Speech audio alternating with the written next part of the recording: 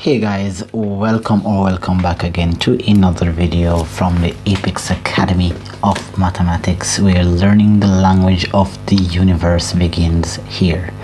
My name is Akin, otherwise known as Apex Selenium, and in this video tutorial we are going to be working through an entire past paper.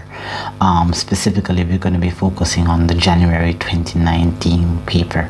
All right, and if this is of course your first time here on the channel, be sure to smash the subscribe button below. Of course, like the video if it's of benefit to you.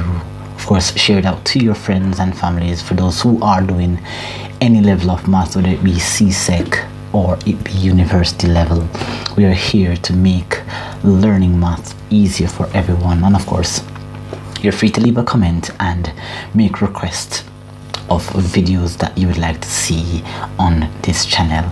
Now, I have not posted for a while, but of course it is to make life and the learning process easier here, having the right equipment. And now that I have, it's of course going to be a very smooth transition. All right, so I want you guys to make sure that you have your calculators out, have your pens and papers out. You can work along with me, and of course if you see a question, be sure to pause the video and give the question a try, then compare your solutions with mine. All right, good.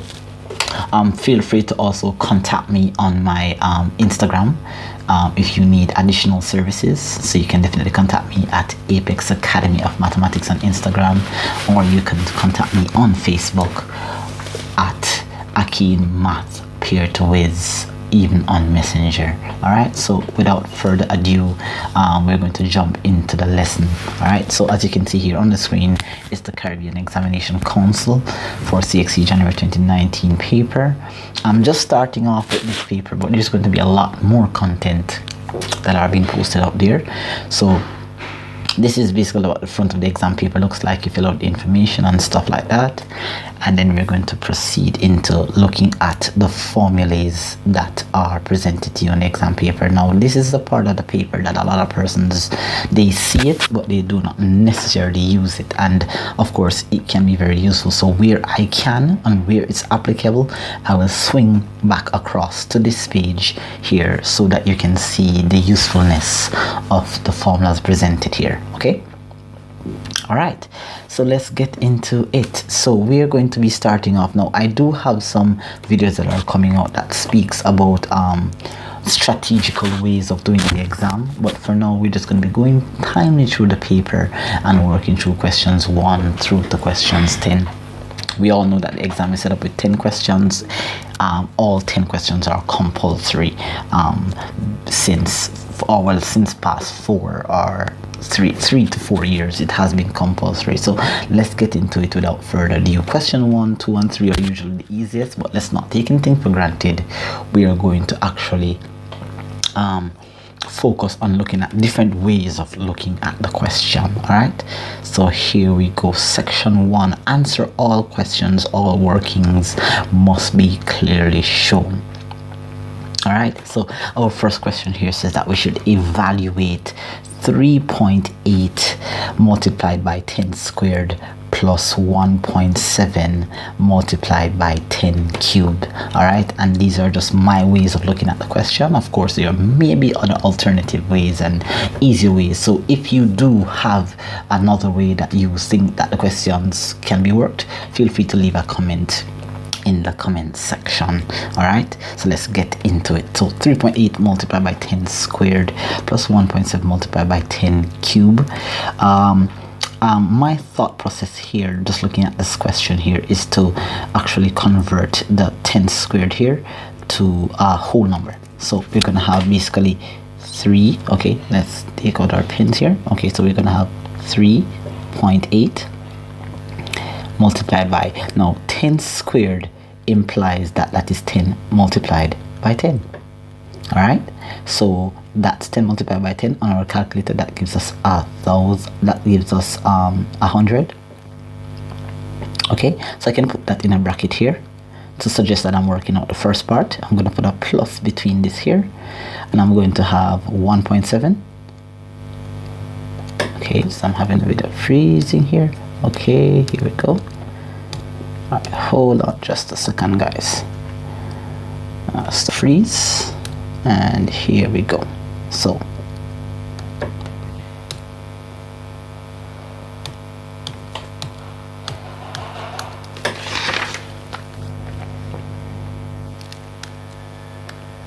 okay, so we are back.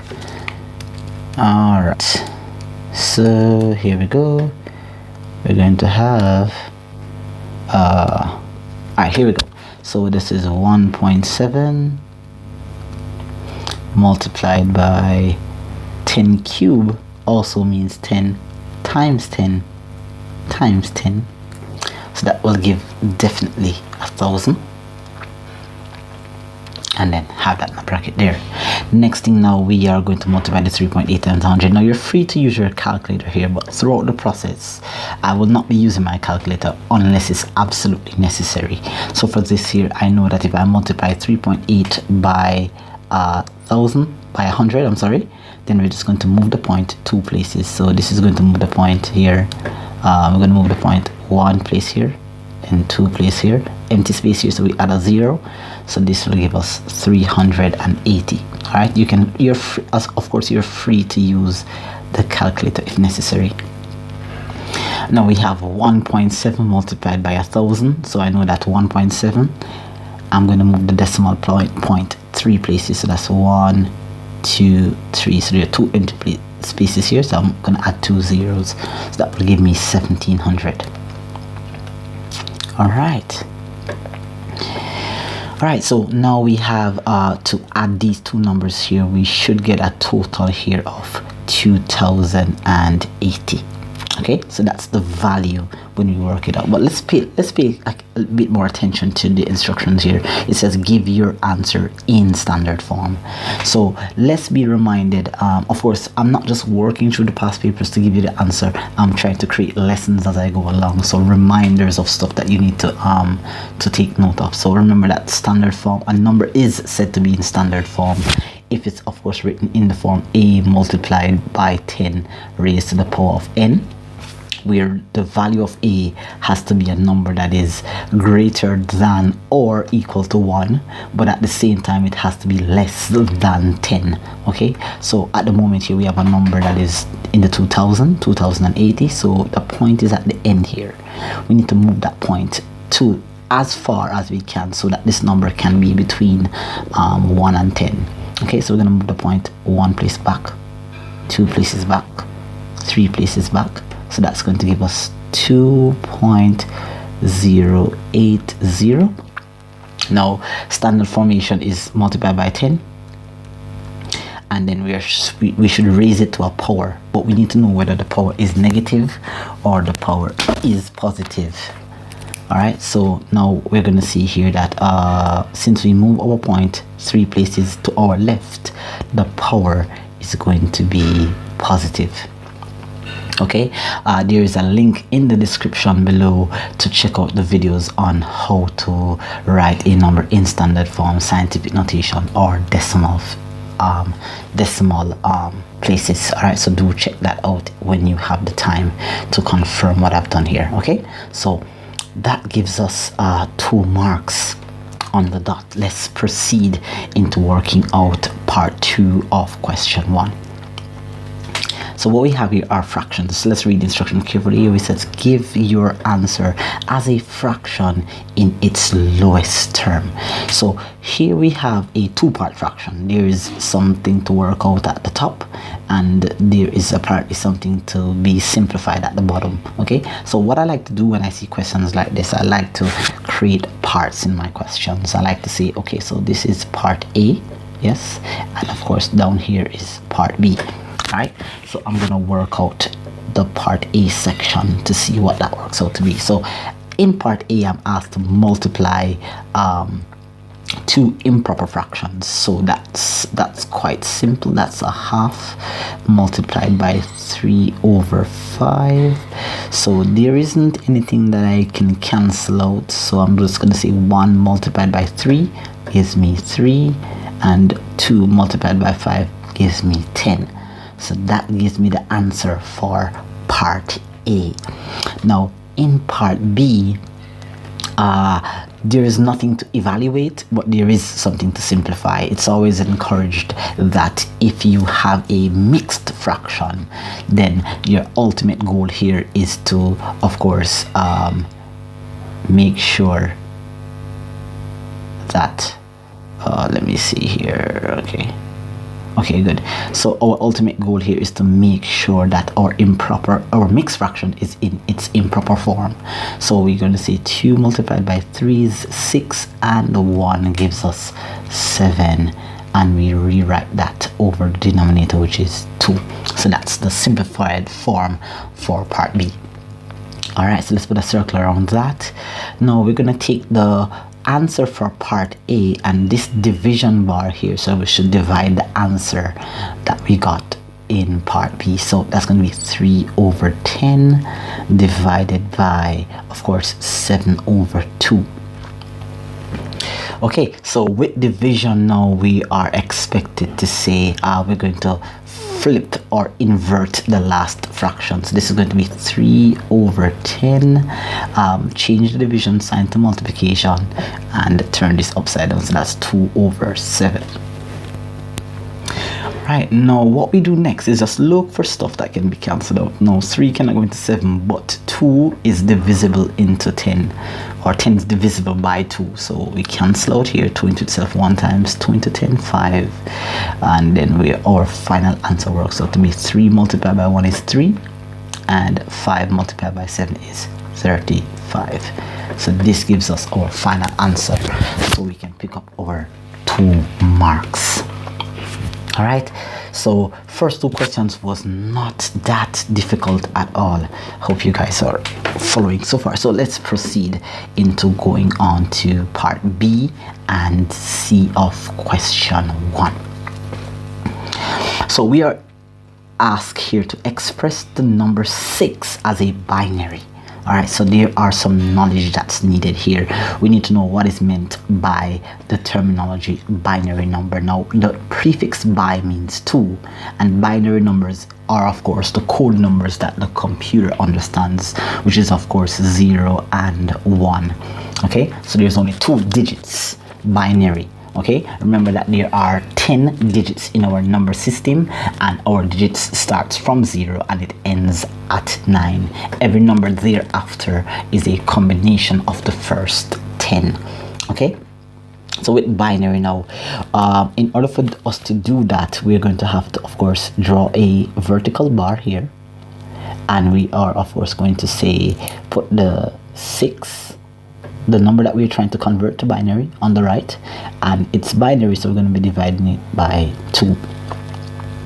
Okay, so we say, and then we're going to put the remainder on this side here. So 2 goes into 6 3 times, and that will leave a remainder of 0. We're going to divide this number by 2 again. 2 goes into 3 1 times, but it leaves a remainder of 1. And of course 2 goes into 1 0 times, but the remainder is still 1. Okay, now what is our answer going to be? Our answer for the binary is going to be, of course, reading the answer on the far right upwards. Okay, so our answer is going to be 1 1 0, but remember that you have to indicate that it is in binary, because if you write it down like that, that looks like 110, but the mere fact that you put a little 2 at the bottom here to say that it is base 2, then evidently we know here that it's going to be binary here. Okay, all right, so just a second guys, just a second. Okay, okay.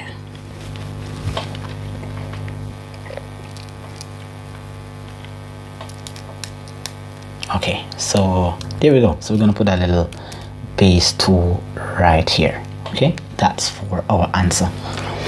All right, so let's get back here now. So part C. All right, part C. John bought a car for $65,000. If the value of the car depreciates by 8% each year, how much will the car be worth at the end of 2 years? Now, there is a formula for depreciation. It's of course not on your formula sheet, but there is actually a formula for these kind of questions. Now, the more the years are, it's the difficult it will be to do it manually, like do it year per year. So it's best if you use the formula. Alright, and this formula is going to be that the amount valued at the car is equal to the principal of the car, that's the initial price of the car, right, multiplied by 1 plus the rate divided by 100 raised to the time that the car takes to depreciate. And this is not 1 plus, in fact, that's my error, it's 1 minus the rate divided by 100 raised to the power of the time. Okay, so let's put some figures in. So this is going to be A is equal to the initial value of the car was 65,000. Open the bracket here, that's 1 minus the rate at which it's being depreciated is 8, and that's divided by 100. And of course we are depreciating the car. We want to know what the value of the car is at the end of 2 years, so we just raise that to the power of 2. Okay, so we just take out our little calculators. I'm just going to be using the calculator that is right here beside me. So the first thing I want to do is apply PEMDAS here.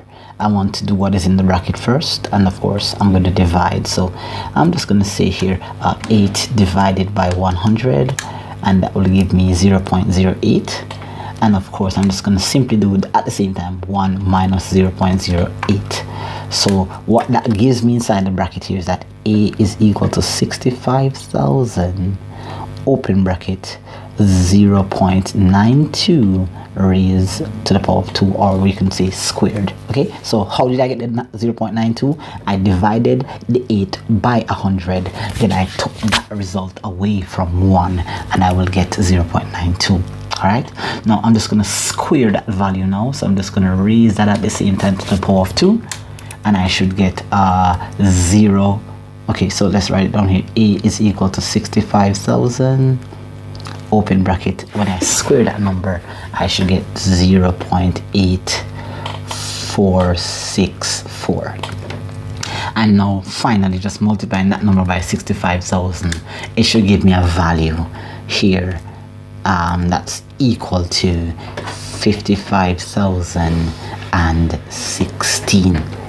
All right, good. So I do hope that works out in your favor, and I hope you're working with me. Hope your solution matched mine. All right, wonderful. So let's move on next to we're now at part D of question 1. Okay.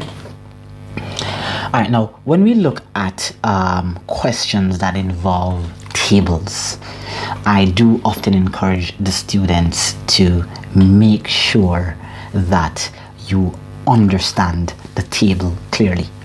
Make sure that you have an understanding before you look at the questions. A lot of students, what they'll do is that they'll ignore the table, they'll ignore the instructions up here. There's a lot of times that there's a lot of clues in the instructions or the information up here, so it's always best that you read the instructions carefully, try to develop your own personal understanding of what the table is, and then proceed into the questions.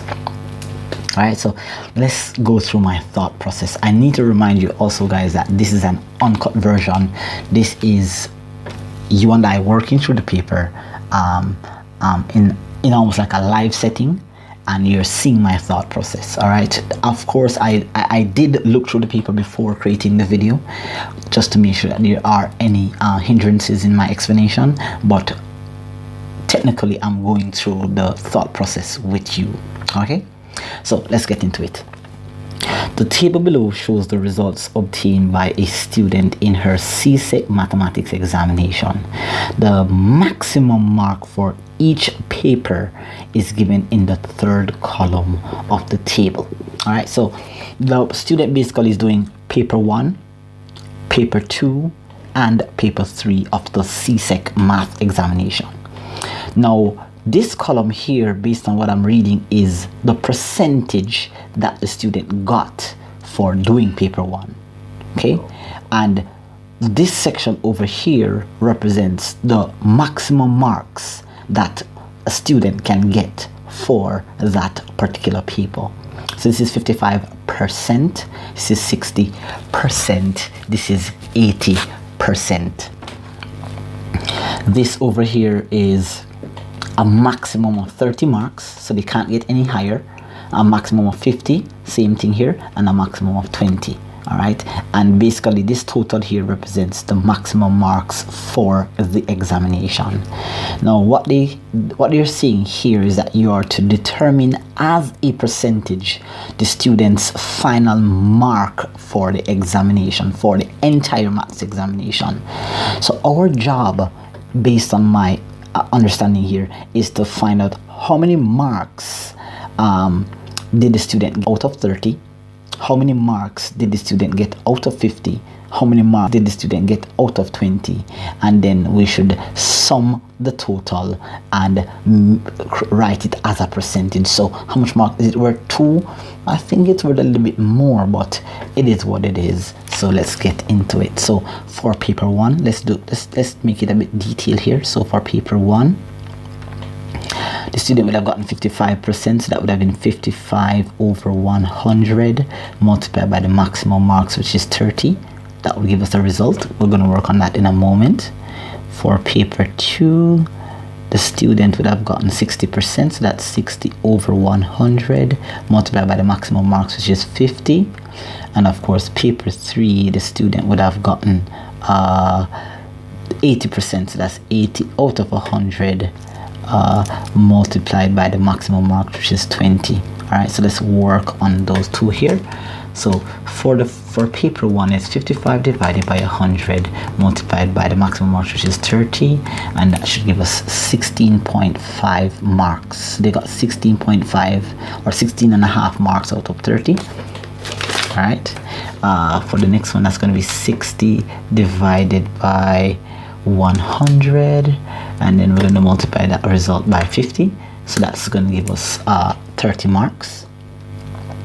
Okay, 30 marks. So let's put on here marks, and of course 80% over 100 multiplied by 20, that gives us that the student got a total of 16 marks out of the 20. So our job now, all right, so this is the part that's worth 1 mark. All right, our job now is to actually work out the sum of the marks for the exam. So the student would have gotten 16.5 plus 30 marks plus 16 marks again. Okay, and that will give us a total. Let's check that out now. That's going to be 16.5 plus 30 plus 16. So out of the 100 marks, the student would have gotten a total of 62.5 marks. Now we need to express this 62.5 marks as a percentage.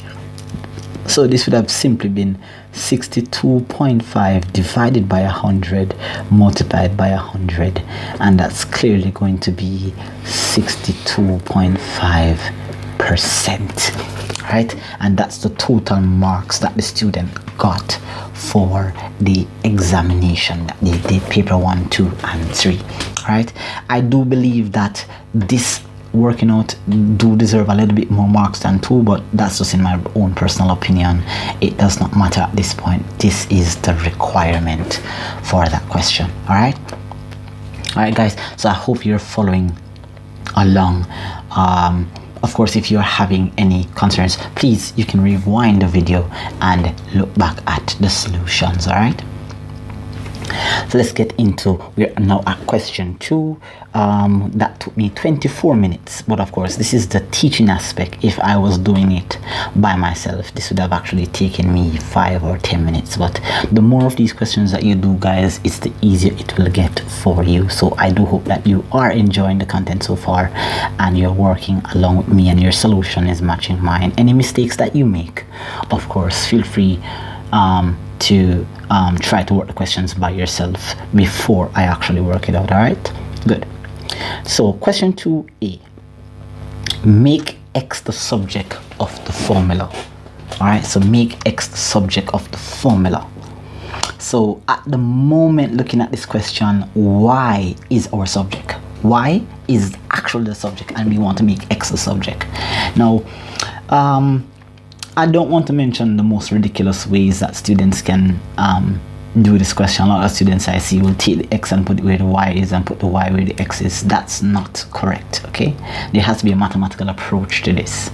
Now what I always tell students, that if we have a denominator, then we're going to use that denominator to multiply throughout the expression. Okay, now sometimes you may see equations or formulas with more than one denominator. In the future, when we get to that, I'm going to of course make reference, but for now our hindrance to making x the subject is that x has a denominator of 5, so we're going to multiply the equation throughout by 5. Let's write a little statement here. So we're going to multiply throughout by 5.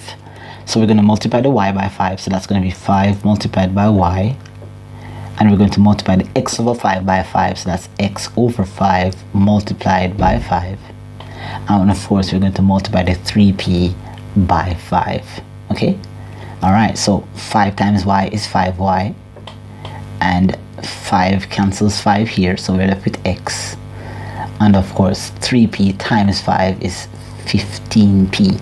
Okay, and I think I made an error here. I think this is supposed to be like a plus. Okay, right, so this is supposed to be a plus. All right, so with that said, now we just need x as the subject, and we just need to bring the 15. We just need to subtract 15p from both sides, or I like to make it easier by saying bring the 15p to the left hand side and change the sign. So this is going to be 5y minus 15p. That's going to give us x. X is now alone, so x is now our subject. Or we can make it a bit easier on the I by saying x is equal to 5y minus 15p. Okay, good job so far, guys. So I hope your solution matched mine. That's what's required. Let's move right along to question 2. We're asked to solve the following equation by factorization, and of course this here is what is referred to as a quadratic equation. This quadratic equation, it doesn't have a, well, it has a constant, but the constant here is 0. Let's be reminded of what a quadratic equation looks like.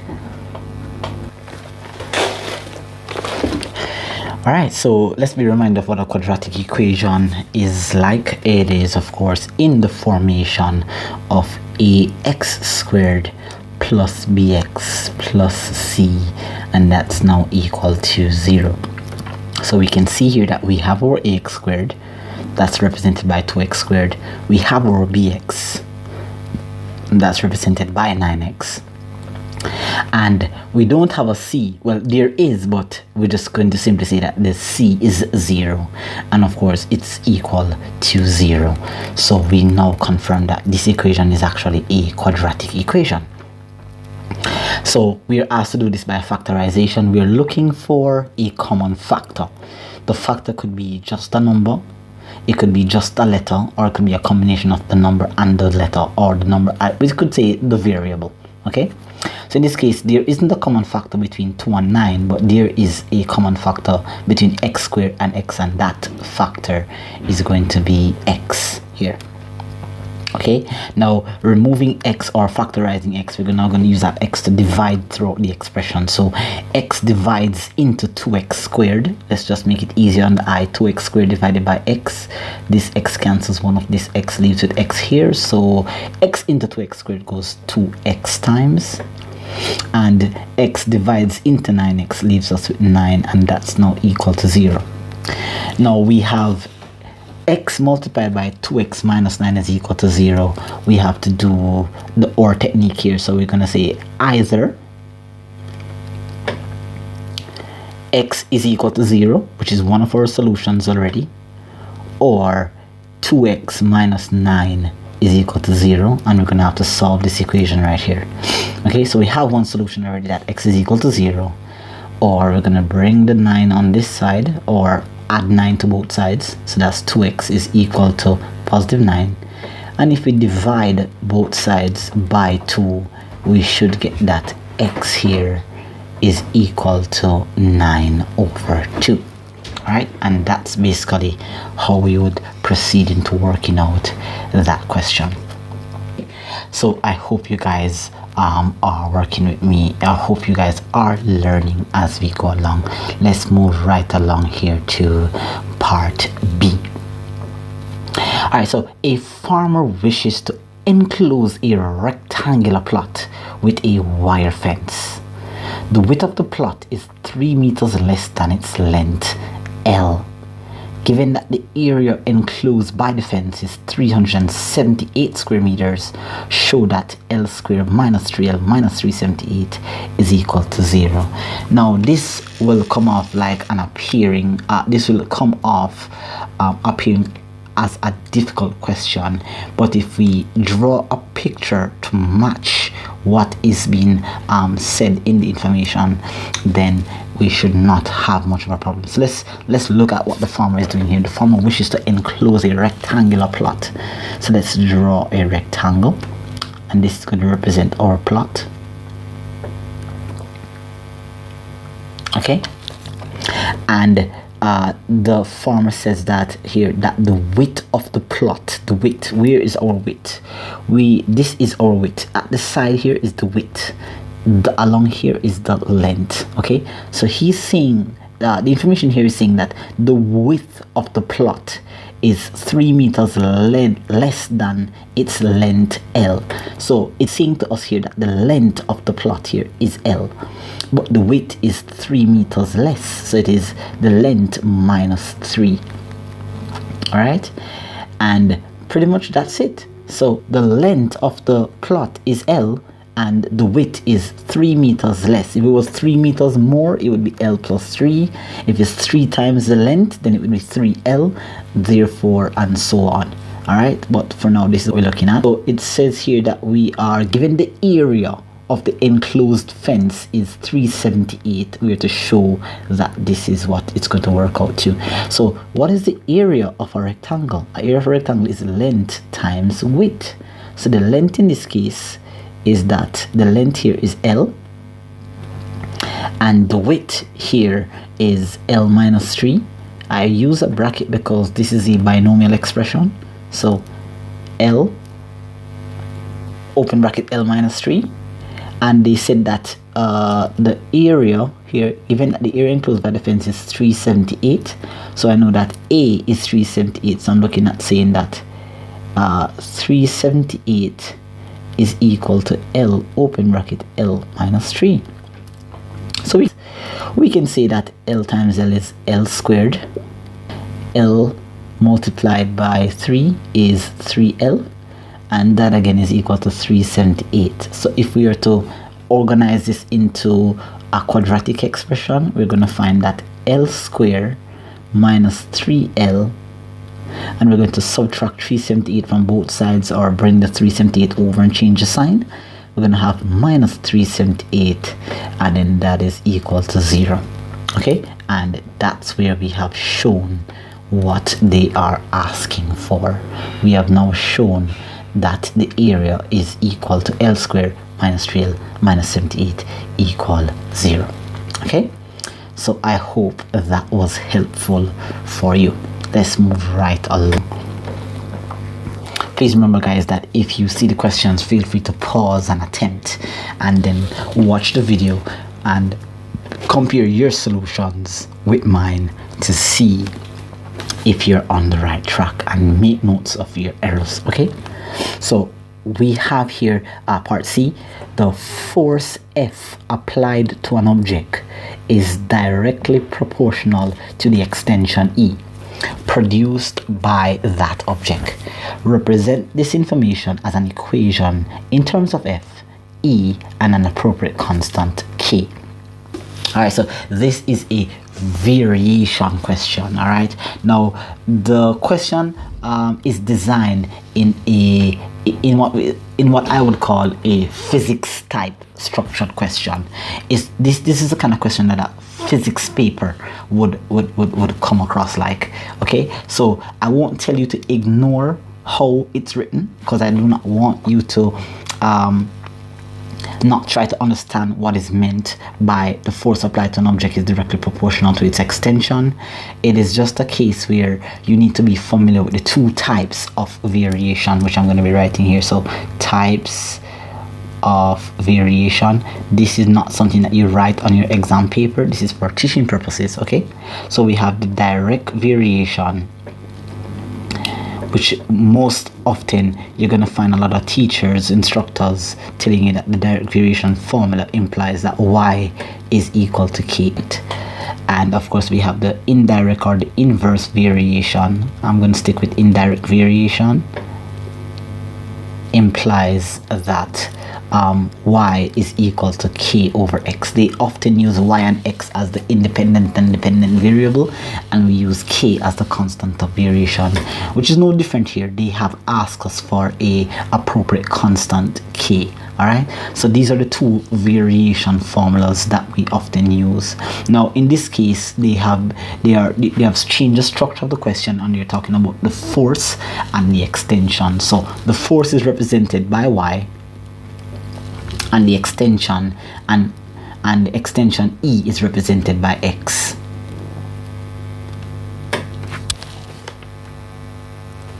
Okay,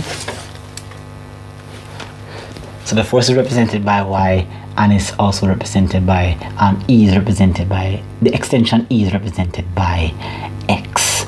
All right, so what we're gonna have here is we're just gonna replace our formula here. All right, here we go. So we're going to replace our formula here. It's direct, so we're going to just erase this part here, and then we're going to replace our y with f. We're going to leave our constant k, and we're going to replace the extension e by x. So that's what you're looking for. The answer is that f is equal to the constant k times e, where the force applied to an object is directly proportional to the extension e. So that's what you're looking for that 01 mark. All right. I know I don't just want to go through the paper and we want to go through a thought process here. We want to make sure that we have an idea that in the future we see questions like this, we should be able to remember how this thought process was like. All right, so here now we're going to be using the table. Okay, so the incomplete table below shows the corresponding values of f and e. So let's, as I told you before, once we get a table, let's try to have an understanding of the table. So the force here is 8. Let's call the force Newton. So 8 newtons, and the extension of the object is 0.2. I'm going to assume that it's meters. Whether it's newtons or meters, in this case it does not matter. We're just looking at the values. All right, so here we have the force, but we don't have the extension. Here we also have the force and the extension, and here we do not have the force, but we have the extension. So using the equation that was obtained in part ci, so this is part ci, this is the equation that we obtained. F is equal to ke. Or if you have another method, or otherwise, determine the value of x and y. So we need to know what goes here. What's the extension here, and what is the force here? All right. So for let's write down our first formula. F is equal to ke. Let's use the information that we do know to find the constant of variation. All right. We need to know what the constant is at all times. So we can use the combination 8 as f and 0.2 as e, or you can use 60 as f and 1.5 as e. Either one will produce the same constant of variation. So let's just stick to the routine here and just use the first known value. So f is 8. The constant of variation we don't know, and that's going to be multiplied by e. The extension based on the force 8 is 0.2. All right, so if we were to divide both sides by 0.2, then what we're going to have is simply going to be, let's go on our calculators here. That's going to be 8 divided by 0.2, and that's going to give us a constant variation of 40. All right, so that is how we find the constant of variation. Now you don't get a mark for that because the question basically said that you should find x and y, so we're gonna have to proceed.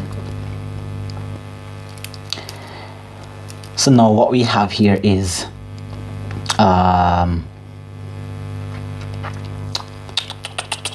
okay, here we go. So we're gonna write down our formula again. F is equal to KE, and the force, we're looking for x now, so we have the force, which is 25. We just found the value of k, the constant of variation, which is 40, and we're trying to find the extension E. So if you're to divide both sides by 40, then we should have the extension E for the second column. All right, so 25 divided by 40, 25 divided by 40, that gives us 0.625, and that's for E. Okay, all right, that works out nicely for us. I'm just going to just erase this section here for some space and make a note that k is equal to 40. All right, so that completes the value of x here.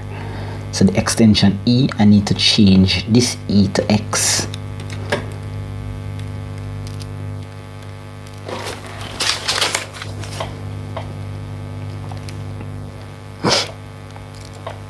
Because this E here is represented by x here, and also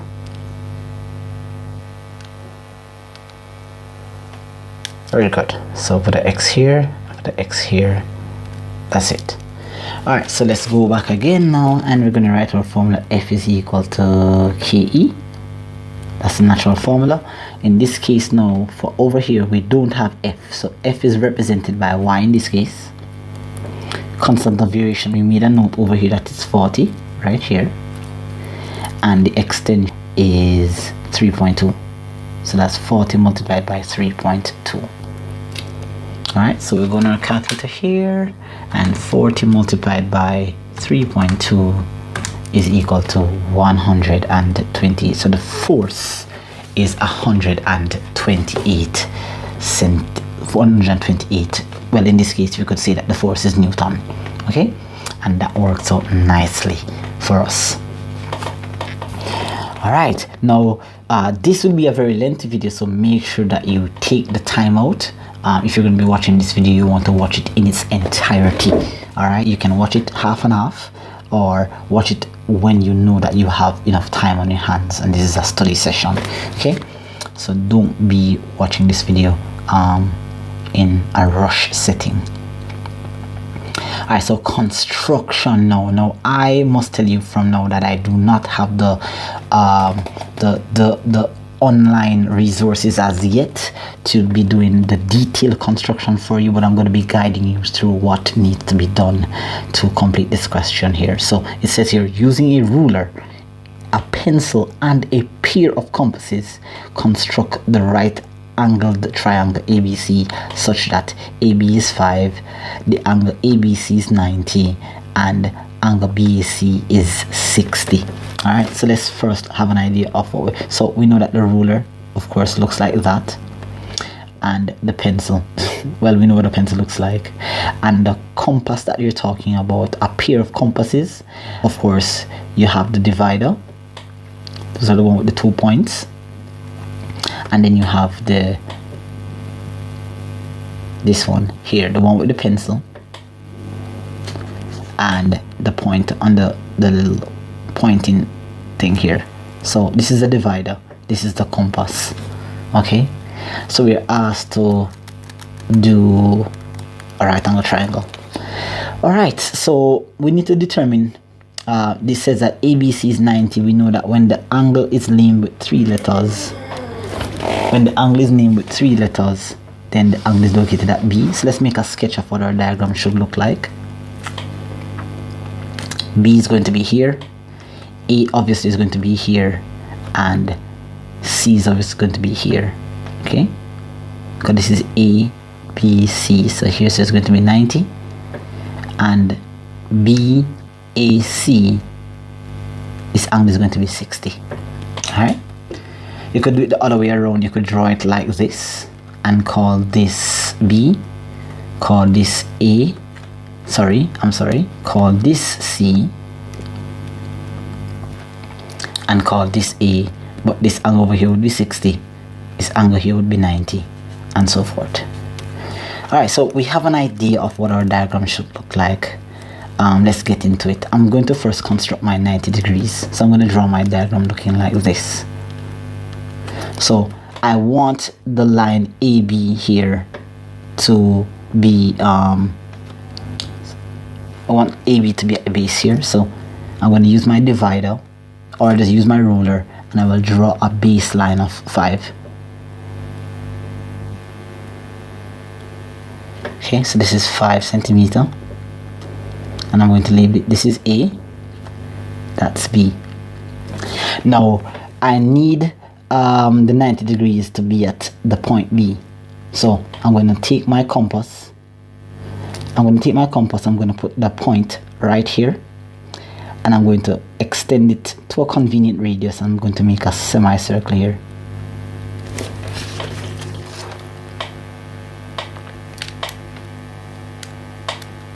Okay. Alright, so I'm going to make a semicircle. So I'm going to put the pointer here. This is AB. My apologies, guys. I'm going to put my semicircle, put the pointer here and here, like that. Beautiful. Now to make the 90 degrees, I'm going to take the same compass here, I'm going to put it, the pointer here, and I'm going to extend the compass a little bit. So I'm going to open the compass a little bit. I'm going to scribe an arc somewhere out here, and then with that very same radius, I'm going to put the compass point here and scribe another arc that way. That should give me an exact 90 degrees right through here. So you should find that the intersection of the two arcs is right above B. Alright, now this is not accurate, okay, because I'm not using the actual instruments. And then now then this is going to be C. Did they give us a length for BC? No, they did not. They gave us a length for AB. Alright, now they said that the angle BAC, so the angle here is 60. So we don't know how far this line should go up. But for us to do that, we're going to have to construct the 60 degrees here. So we're going to put our compass point again here at A. Make another semicircle. And then now we're going to take the compass point, move it here, right here. And with that very same radius that was used to scribe this arc, we're going to scribe an arc here. Let's do that again. Put the compass point here, make a semicircle, move the compass point here, make a swing an arc. Now we use our ruler, draw a line through the intersection and extend it until it cuts the vertical line that we have up here. At that point now, that's going to be the point C. Okay, so not sure if that was detailed enough for you. Let me take the time out to go through that again. So the first thing we do is to draw a baseline of 5 centimeters. Use a ruler to measure it. You could be more precise with the divider. Open the divider, place the ruler on a firm surface. Open the divider to from 0 to 5. Make very light points with the divider on the paper. Then you use your ruler to draw connecting those two markers. We need our angle 90 to be at B. So B is here. So you stick your compass point right here at B. Make a semicircle. Move the compass point to this position. Open the compass a little bit, just push it a bit wider, a little bit out. Make an arc up here. Keep that very same radius. Put the compass point here. Make an arc there. You should draw a line directly through here. We don't know how far this line is going to go up, so we're going to have to just leave that for now. But they also said that the angle BAC, so BAC, the angle should be at A, should be 60. So we put our compass point again at A, make another semicircle, keep that very same radius, and put the compass point here and make an arc. Draw a line through here, and where those two lines intersect will tell us the position of C. Alright, so forgive me for not having the actual instruments to show you the movements of the diagram, but you get points for the arcs that you're scribing. Without those arcs, you're not going to get the full marks. Okay, alright, so hopefully that was a little helpful. Alright, so we're going to now move right along to part B. Alright, so for part B here, we're looking at the fact that the diagram below shows the right angle triangle with the sides A units, B units, and C units. So you're to use the diagram and express C in terms of A and B. Another way of saying this is to say make C the subject. Now when it comes to a right angle triangle, what we're thinking about here when we want to find a side or make something the subject, we're going to have to think about Pythagoras Theorem here. So as promised, I told you earlier, if at any point I recognize that we need to go back to our formula sheet, we will. So here is Pythagoras Theorem. Is it here? Is it here? It is not here. It usually is, but it's not. In this case, it's not. All right. So we're gonna have to depend a lot on our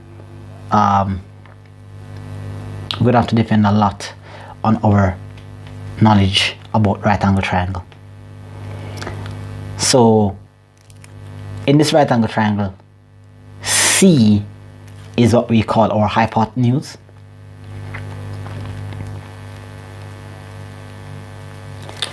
A, based on the fact that this theta, this angle is theta, suggests that A is our opposite side and B is our adjacent. Okay, you can look for videos on my channel about trigonometry. Just check my trigonometrical playlist to see any videos about trigonometry and right angle triangles.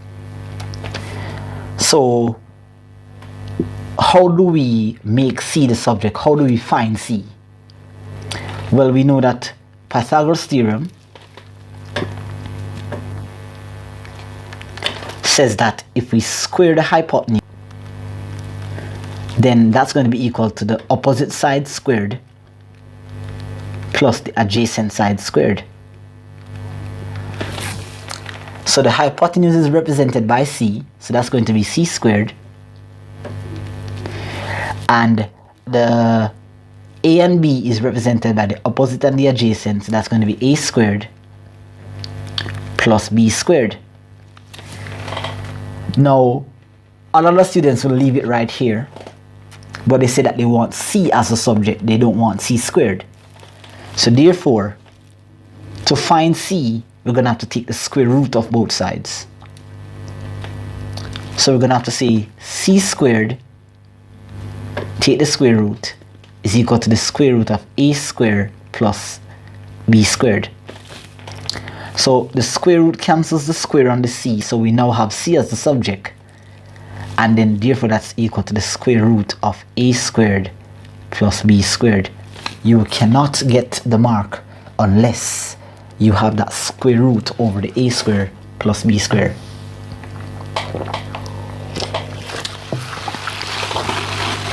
Alright, so hopefully that was helpful for you. Moving right along to part B. Part B says that we are to write in terms of A, B, and C. So write in terms of A, B, and C means that the answer that we're going to be providing should have A, B, and C in it.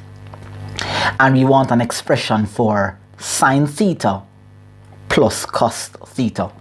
Once again, we're going to go back to our formula sheet and look at the formula for sine theta and cos theta. So if we scroll down here, sine theta is the opposite side, the length of the opposite side divided by the hypotenuse. And cos theta is the length of the adjacent divided by the length of the hypotenuse. So notice now I'm using my formula sheet as an example here. And here's a diagram here to assist us. So we know that sine theta is opposite. Let's use O to represent opposite and H to represent hypotenuse. And we know that cos theta is adjacent. Let's use A to represent adjacent over hypotenuse. So let's bring this information now back to the page where we were. So we now know that sine theta is equal to opposite over hypotenuse, and in this case it implies that the opposite is represented by A and the hypotenuse is represented by C. Cos theta is adjacent over hypotenuse, so the adjacent side is represented by B, and the hypotenuse here again is represented by C. And they're asking us to add sine theta to cos theta. So we know that sine theta is A over C, and we know that cos theta is B over C. Now we end up with an algebraic fraction, and since the fraction has the same denominator, we're simply going to add the top. So that's A plus B is equal to A plus B, and rewrite it over the denominator, which is C. That's our solution, A plus B over C. And as requested, we should write our answer in terms of A, B, and C. Our answer has A, B, and C in it. Just to reiterate that I knew that this was the adjacent, this was the opposite, and this was the hypotenuse. Please bear in mind that the hypotenuse is always the side that is in front of the right angle. The opposite side is always the side that is facing the angle stated or the angle required, and subsequently the other side will have to be the adjacent. Okay, so that's to restate how that was done. Alright, so hopefully that was helpful for you. Moving right along. So we are to use the results from IA. Where is IA? Let's go back to that. IA. So this is IA. So using the results in IA and IA and IB. So the work that we just did earlier, we're to show that sine theta squared plus cos theta squared is equal to 1. So we know what sine theta is. We said earlier that sine theta is equal to A over C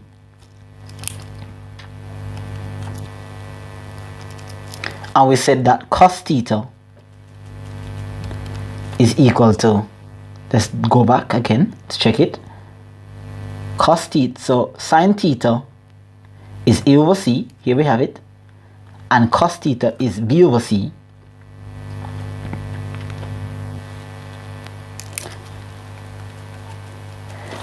But they're saying that we should square it. And we should show that it's equal to 1. So if we take A over C and square it, and take B over C and square it, let's see what will happen. When we square a fraction, we square the numerator and the denominator. So when you square A, you should get A squared. Square C, you should get C squared. Square B, you should get B squared. square c, you should get c squared. Let's simplify the answer. So once again, this algebraic fraction has the same denominator. So we're just going to add the top. So that's going to be a squared plus b squared is going to be equal to a squared plus b squared. We cannot add terms that are unlike. And that's going to be over c squared. Now, we're to show that it's equal to 1. But then, they say that we should use the results from IA and B above. Let's look at what IA says. IA stated that a square plus b square is equal to c square. So we could replace a square plus b square with just c square. So we could replace this a square plus b square and replace it with c squared and put it back over c squared, and then c squared divided by c squared is equal to 1.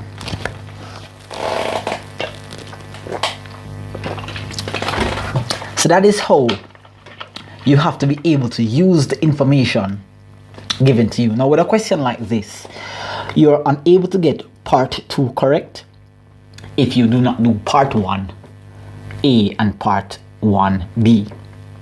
The questions that are mainly sent in CXC are mainly connected. Part 1 is what is used to work out part 2 and part 3.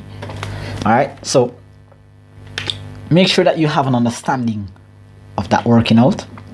Feel free to rewind the video and make sure that you have a clear understanding of what needs to be done. Alright, so we're going to move on to question 4.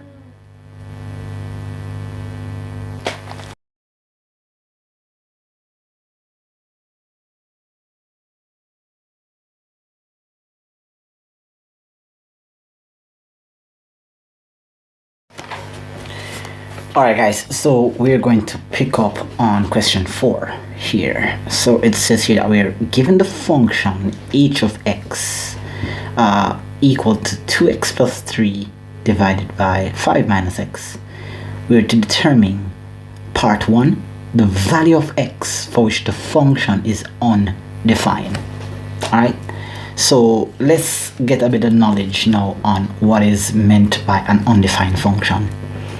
An undefined function is where the denominator of the function is equal to 0. So if we have, say for example 4, let's start off with some numerical values here. Let's say 4 divided by 0, that is said to be undefined.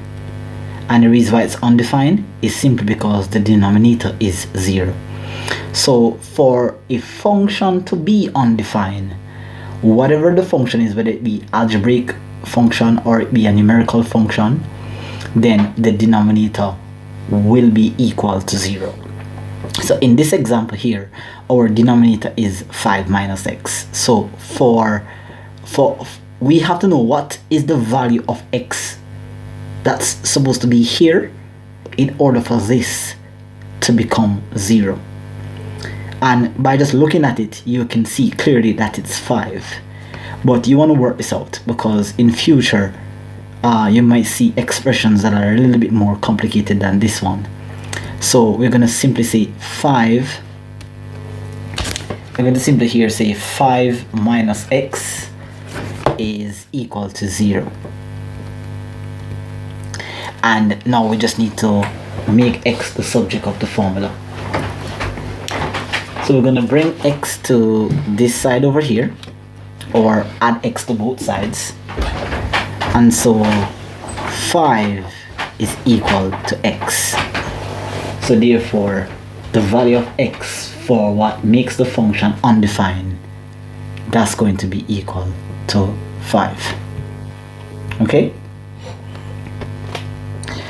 Alright, so the next thing that we need to add here is an expression for h minus 1x. Now, whenever you see that the function here is raised to a minus 1, it means the inverse of the function.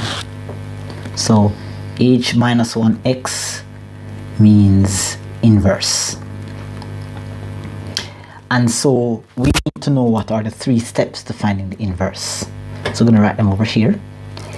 So the first thing we need to do is to replace the function notation with y. So we're going to replace the function notation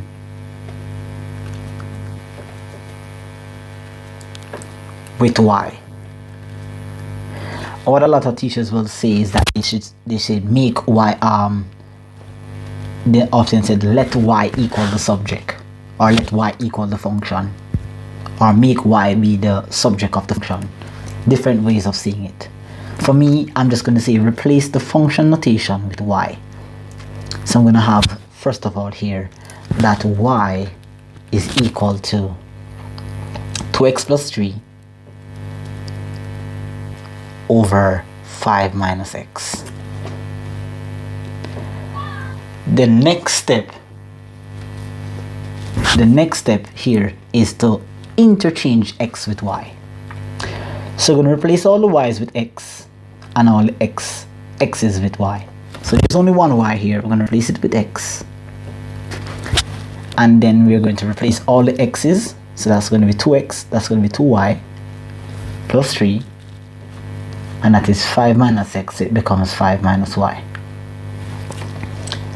So we're going to interchange. This is step 2. Interchange x with y. And then our final step here is to make y the subject. So step 3, make y the subject.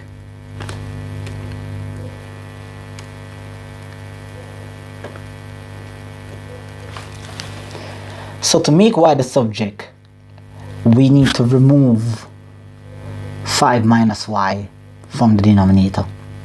So we're going to, there's a couple of ways of saying this. We could cross multiply, or we could multiply both sides by the denominator, which is 5 minus y. I think for this kind of question, I like to say cross multiply. So cross multiplying tells me here that I need to use the x to multiply the 5 and the y, and use the 1 to multiply the 2y and the 3. So x multiplied by 5 is 5x.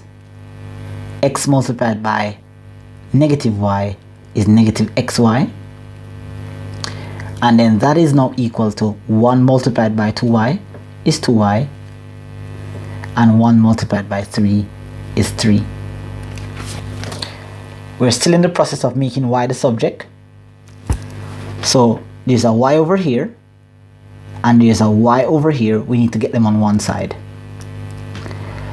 Now I prefer to bring the negative xy to this side, and that's a personal preference. If you think that bringing the 2y over here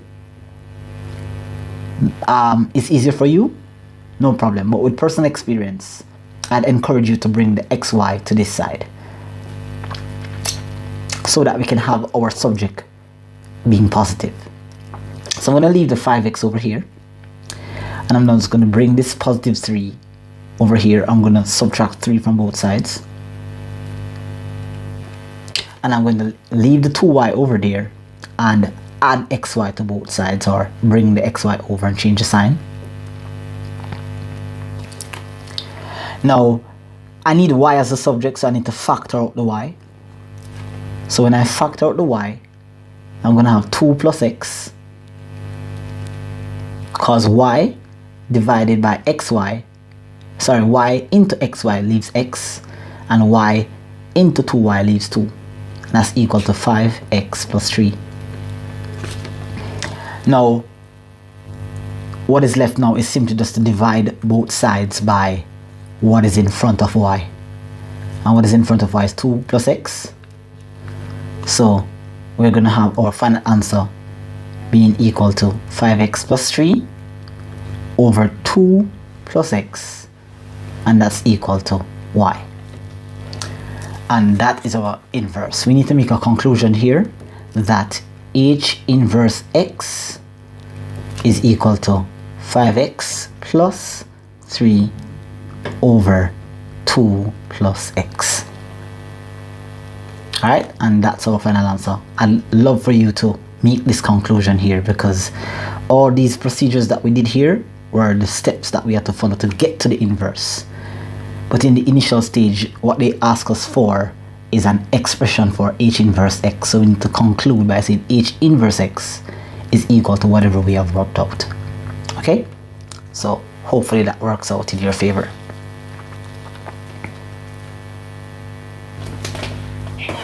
So I hope that was good enough for you guys, and hope that your working out and solution matches mine. If not, make a note and look out for more questions like this. All right, so moving right along. So this is part B of question 4. So the graph below shows a straight line intersecting the x and y axes. So there you can see our y-axis, this is a vertical line, and there you can see our x-axis, this is the horizontal line, and of course you can see the line right here running across, and it intersects the x-axis at the point P. The scale, another thing that I want a lot of students to look out for when it comes to these kind of questions are the scale. Look at the scale. Sometimes the scale can be very deceiving. In this example, it's a 1-to-1 scale, because every 1 unit is represented by 1 centimeter, so that's quite fine in this case. But in the future, please do look out for the scales. Okay, so this is straightforward. You're asked to, did they say use the graph? Okay, so there are 2 ways of doing this. You can determine the gradient of the line. You can use the graphical method, or you can actually use the formula. I'm going to use both for the purpose of learning. All right, so we could use the gradient formula that says that let's get a different ink here. Okay, here we go. So we have m is the symbol for gradient, and we have rise divided by run. This is the graphical method. Okay, so here's the line intersects the y-axis here and intersects the x-axis here. So looking for the gradient from here to here. So the rise would have to be the vertical distance. So this is the rise, and this is the run.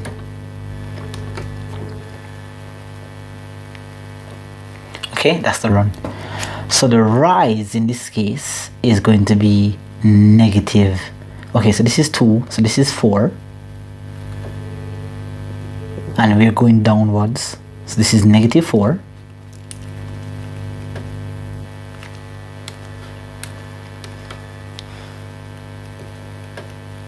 and the run, we're going to the right, so the run is, let's see here, the run is 5, because this is 4 and this is 6, and we're in between 4 and 6, so the run here is 5. So our gradient is equal to negative 4/5. Right, that's the easiest way of doing it.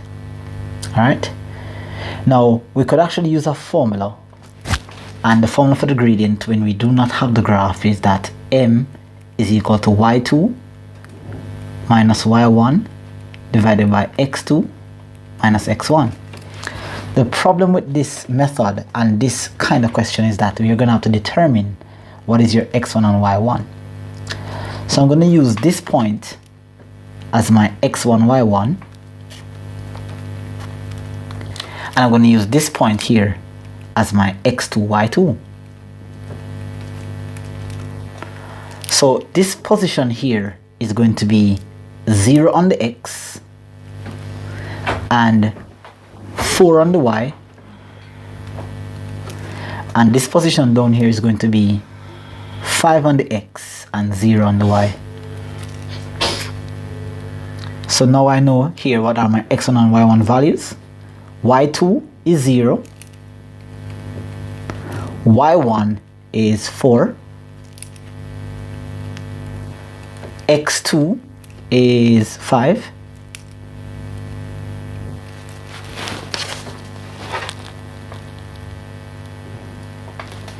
x1 is 5, and sorry, x2 is 5, and x1 is equal to 0. So 0 minus 4 is negative 4, and 5 minus 0 is 5. So you've just confirmed that our answer is negative 4 over 5. Okay, so that's good for us there. That's how you find the gradient. Now part 2 here says that we should find, of course, the equation of the line. So we have here the equation of any line is y is equal to mx plus c, and we already have the gradient, so all we need are just 2 points, and we already have c because it's graphical. So since it's graphical, we don't need to work it out, because we can see that c is where the line crosses the y-axis. So c is going to be 4, because the line crosses the y-axis at 4, and remember that c is the y-intercept. So c is your y-intercept and is your gradient.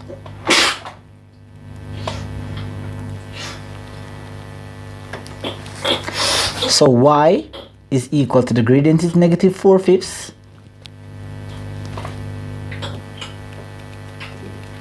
and c is 4, and that is why it's only worth 1 mark, because the question is graphical. It's just a matter of just looking on your graph and putting the values into its correct position. Now we need to look at finding the equation of the perpendicular line that passes through P.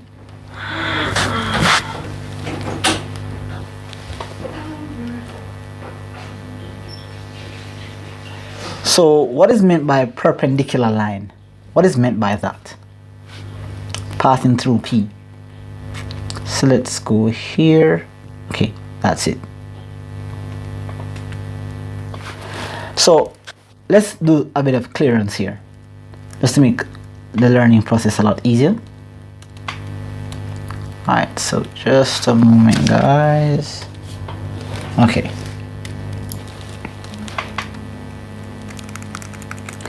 So we're looking for the perpendicular line that's passing through P.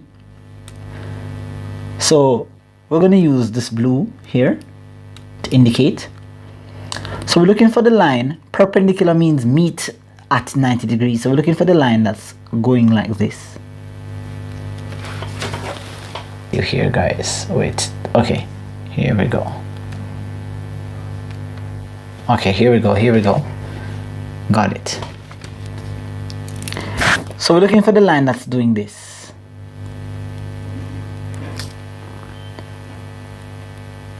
So it's meeting the first line at 90 degrees. That's what we're looking at.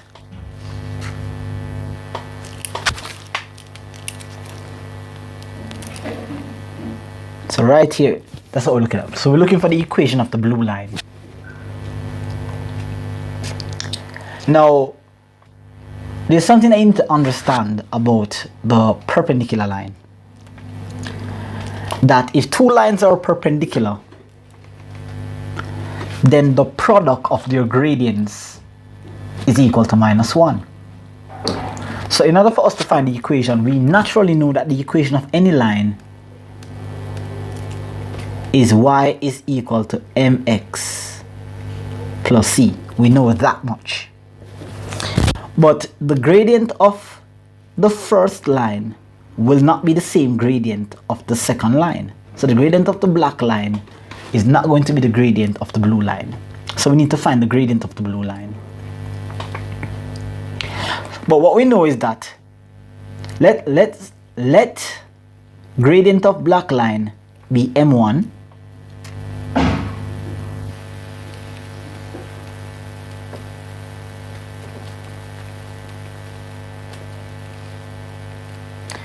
and let m2 be the gradient of the blue line.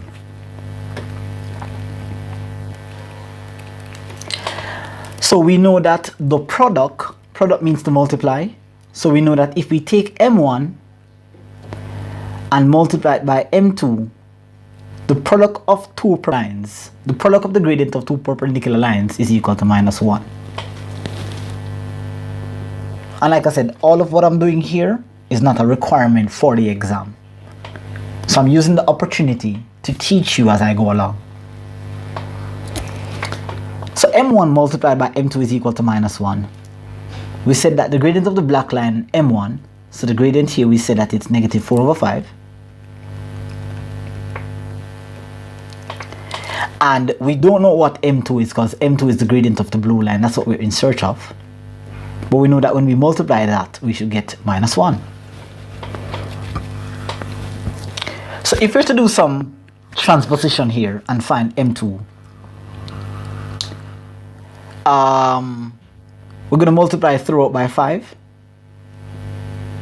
So if I multiply this number by 5, I'm going to get -4. Because when I multiply by 5, this 5 cancels that 5.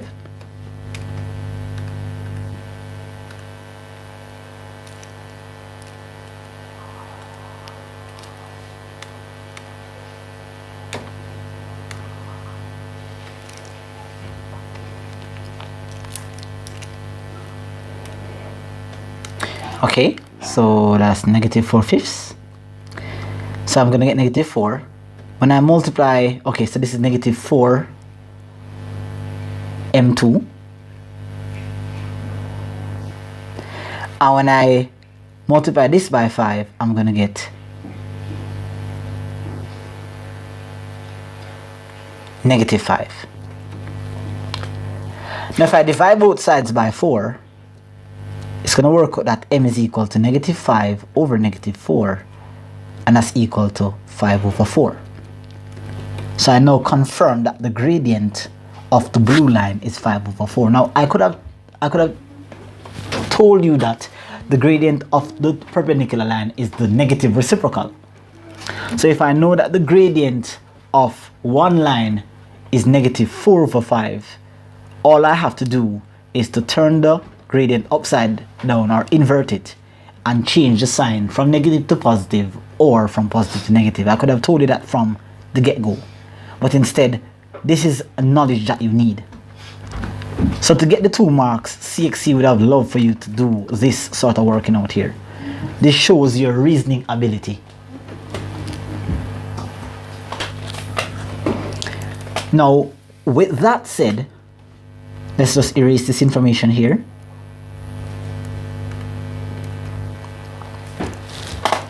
Know that the gradient of the line, of any line, as stated before, is y equal mx plus c. We now know this gradient. And they say that it's passing through P. So let's go back to our graph. And we know that C is where it intercepts the y-axis. Now we don't know that information. But we know that it's passing through P. And the position of P is 5, or it is 5 on the x. So P is 5 on the x, and we did not go up on the y, so it's 5, 0. So we know that P is 5, 0.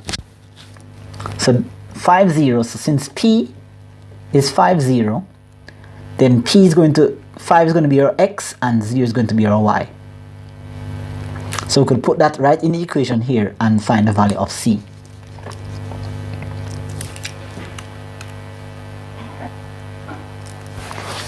So y0, M is 5/4, X is 5 plus C. Then we can determine the value of C.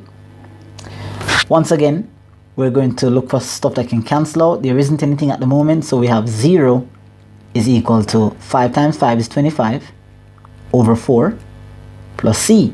And if we subtract 25/4 from both sides, we get C is equal to -25/4. So now that we have C and we have M, we can make a conclusion by saying that the equation of the line perpendicular to the black line, or perpendicular to the first line passing through P, is y is equal to 5/4 x minus 25/4. over 4. We could leave it like that. Did they ask us to write it in a specific form? No, they didn't, so we can leave it as that. But for the purpose of learning, we could write it in its standard form. So we could multiply both sides by 4 and bring everything to one side. So if I multiply this by 4, I'm going to get 4y. Multiply over here by 4, I'm going to get 5x. And multiply over here by 4, I'm going to get 25. So if I bring everything to one side, I'm going to get 4y minus 5x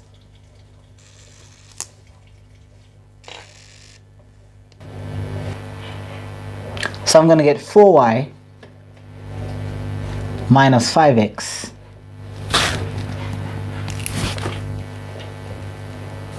plus 25 equals 0. These are the times that they ask you to write the question in its standard form. Okay? So I hope you guys are following right along. Please bear in mind that when I'm working through this past paper, I am teaching at the same time. Okay? This is the idea why I've created this channel.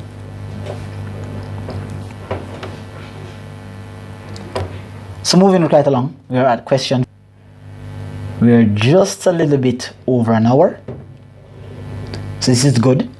The actual exam is 2 hours and 40 minutes. So based on my teaching, I'm still on track. Question 5. A survey was conducted among 48 persons to find out what mobile network they use. The table below shows the results of the survey. Once again, as I mentioned before in my last 2 examples, when you get a table, make sure that you have an understanding of the table.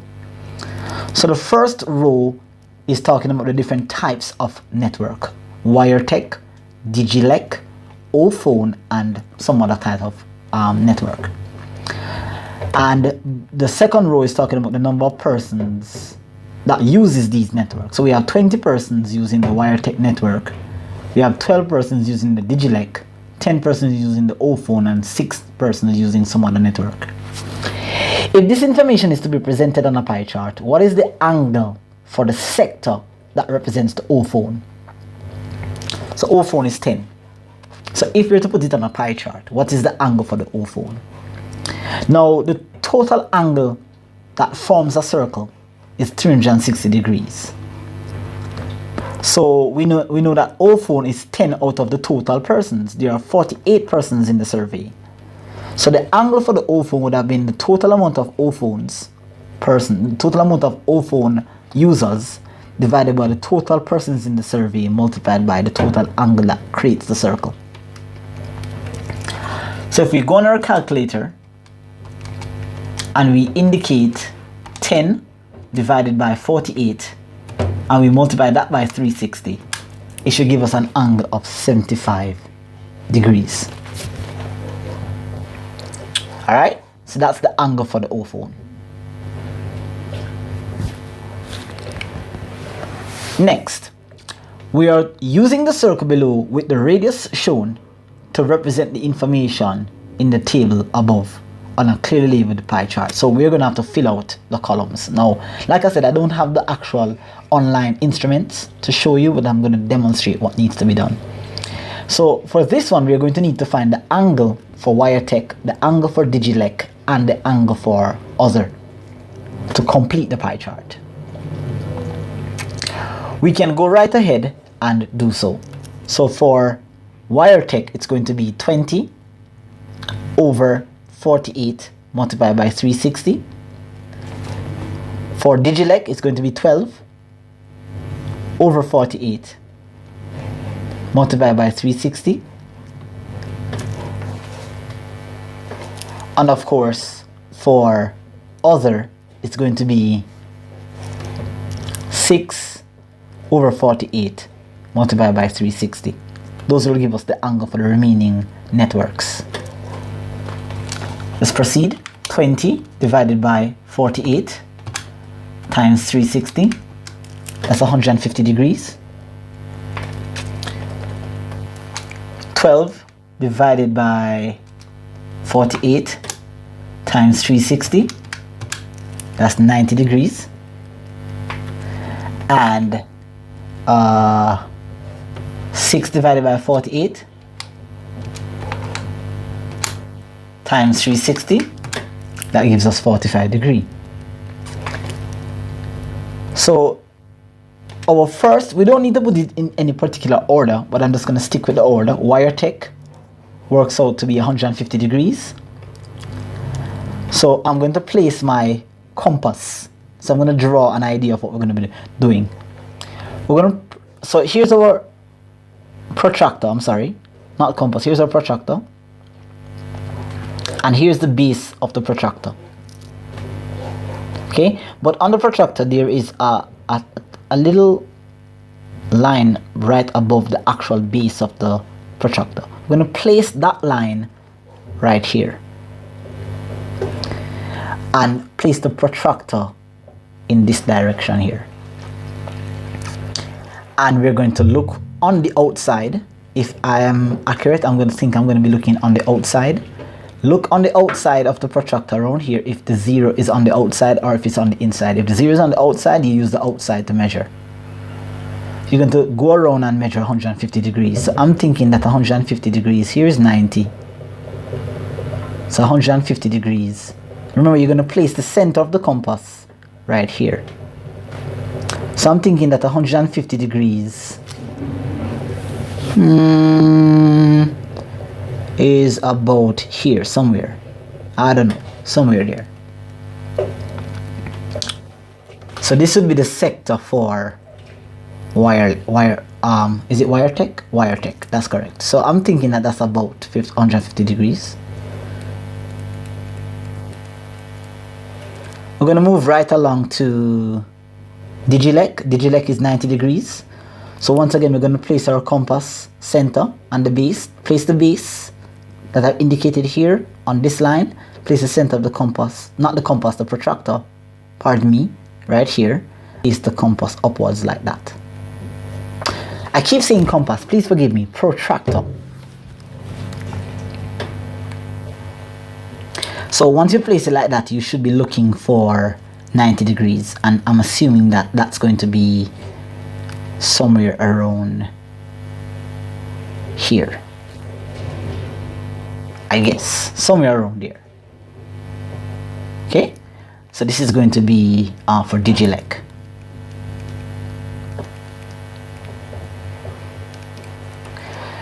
Once I do the third one, the fourth one will automatically fall into place.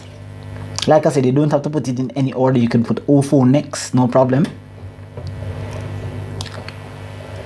But I think I'm going to just put O4 next.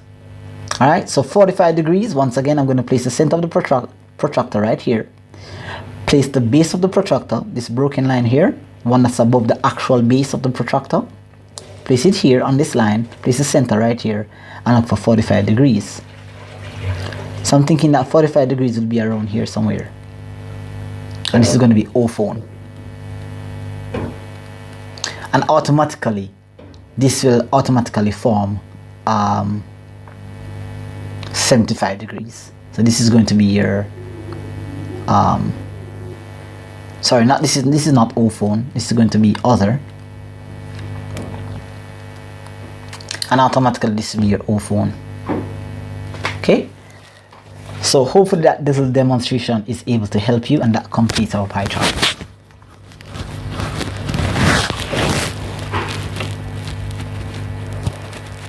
So you can try that on your own and see how that works out for you.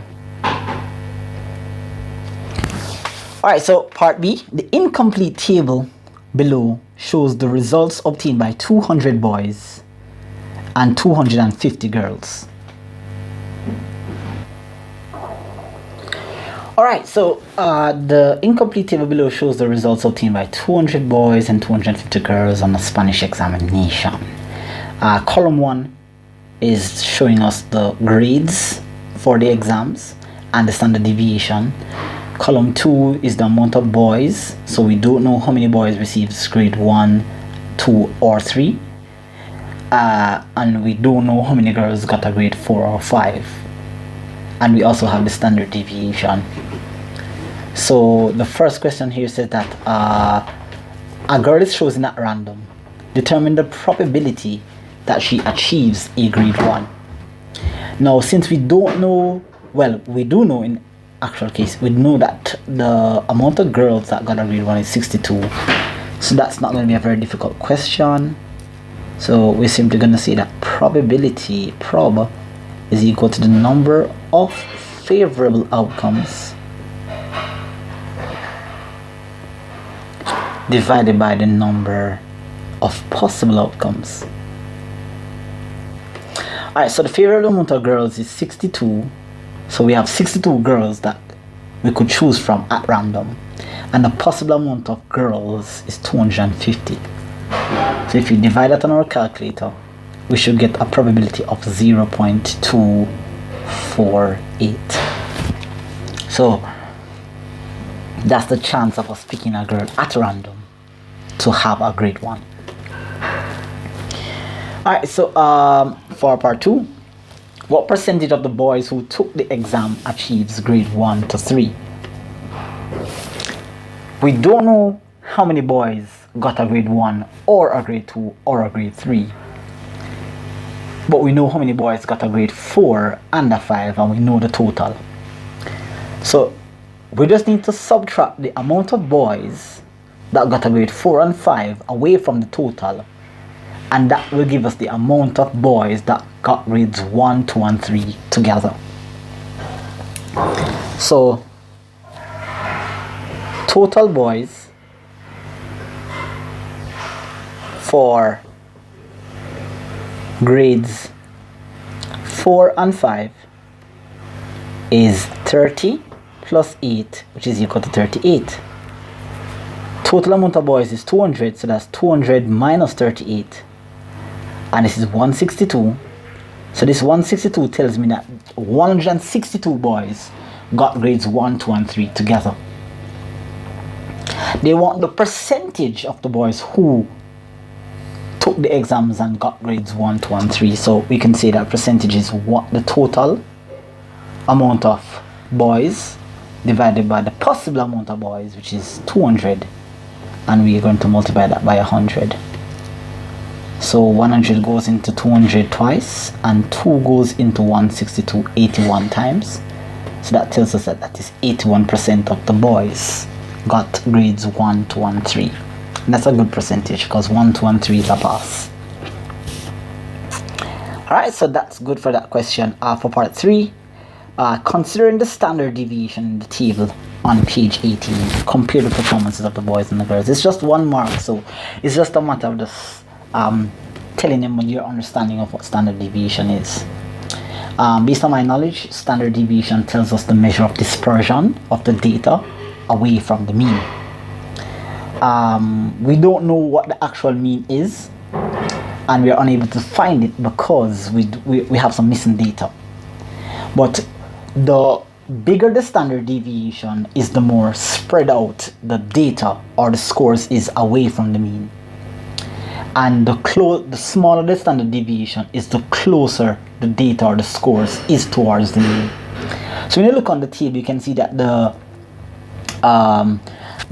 standard deviation of the girls is smaller than the standard deviation of the boys. So what that tells me is that the scores attained by the girls are a lot more closer to the mean, and the scores attained by the boys are a little bit more spread out away from the mean. That's just my way of writing it. Alright, it's for my 1 mark. Not sure how accurate I am with that. If you do have another way of explaining it, please free to leave it in the comment section below. Okay, fantastic. Alright, so let's move right along now to question 6.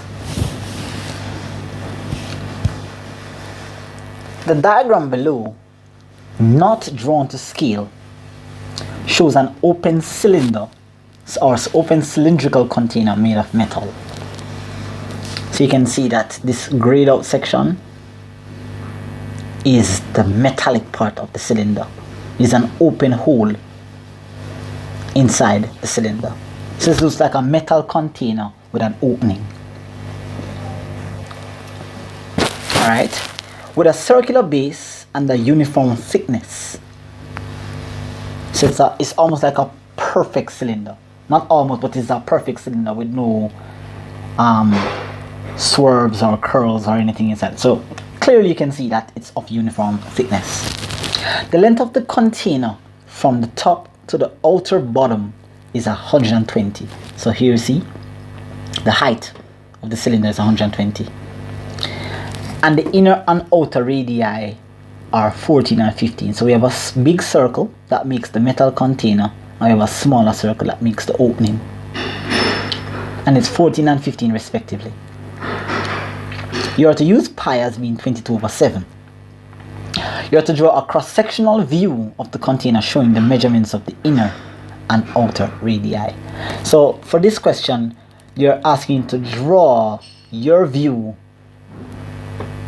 looking downwards like that. So there we have a circle. Let's do it a little bit better. So we have a circle. Okay, and we have another one inside here. And of course, the bigger one has to be 15.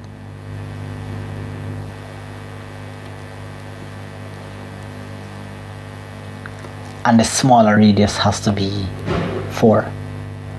Well, it's radius, yes? Let's go back here. It's radius. Right, it's radius. So we would not go completely across. We would just stop here from the center. It's 15. And of course, from this side here, I'm going to use a color green. So from the outer edge of this circle to the in center is 15. And from inside here, it's also is 14. So basically the thickness inside here is just going to be 1 centimeter. Alright, the thickness of the metallic material. Alright, so that gives us our 2 marks. So 1 mark to draw the diagram and to illustrate the radii.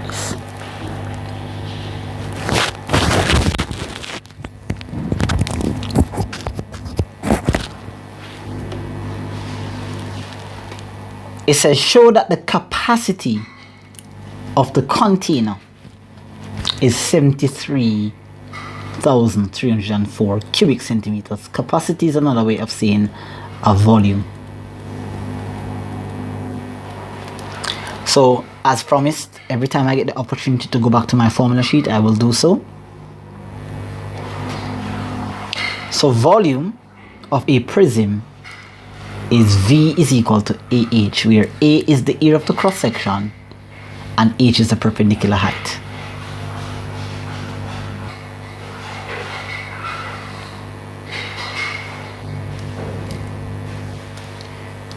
So very good.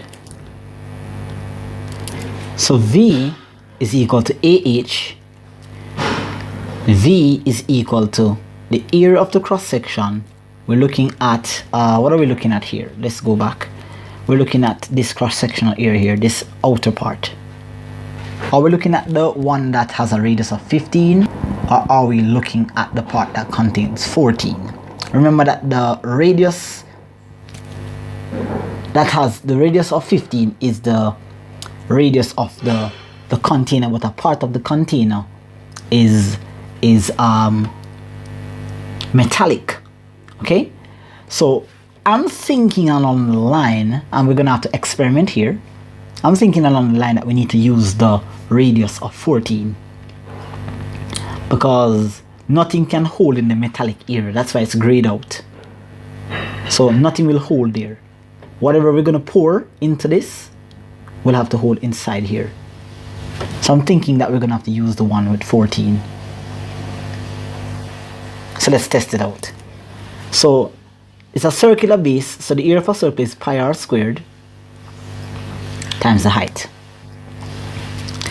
So V, they said that pi is 22/7, and the radius, we said that we're going to be using 14, so that's 14 squared, and the height is 120. So V is equal to 22 This 7 goes into this 14.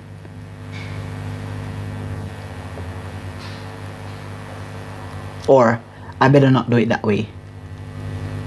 I better not do it that way, not to confuse you guys.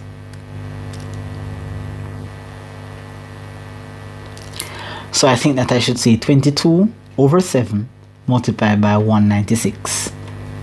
14 squared is 14 times 14, which is 196 times 120. We could cancel out here if we want to, but I'm just going to go right ahead and use my calculator. So 22 over 7 multiplied by 196 multiplied by 120. And that works out to be, well, that works out. Let's try that again. Well, I got on my calculator V is equal to 73,920. So I think I might have an error here.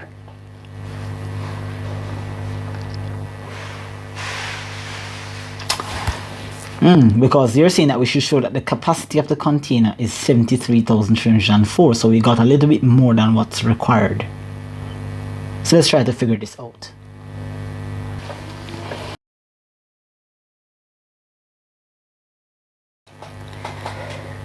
Alright, so based on what I'm seeing here, there must be something that we're not looking at.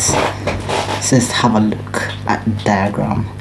It mentions something here about uniform thickness, and we're looking at basically the volume of what is on the inside. This is what is on the inside here. What I do pick up here when I look closer on the diagram is that this part down here is metallic, and you're stating that the height is 120. And we had mentioned earlier here that since the radius of the inside is 14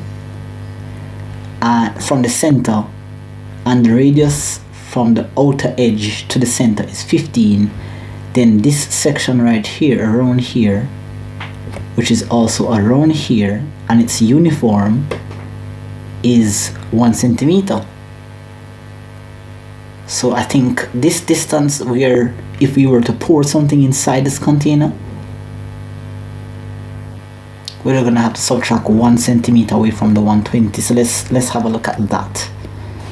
So we're going to, so this here might have been my first instinct. Let's have a look. Let's see if we change this to 119, if that will make much of a difference.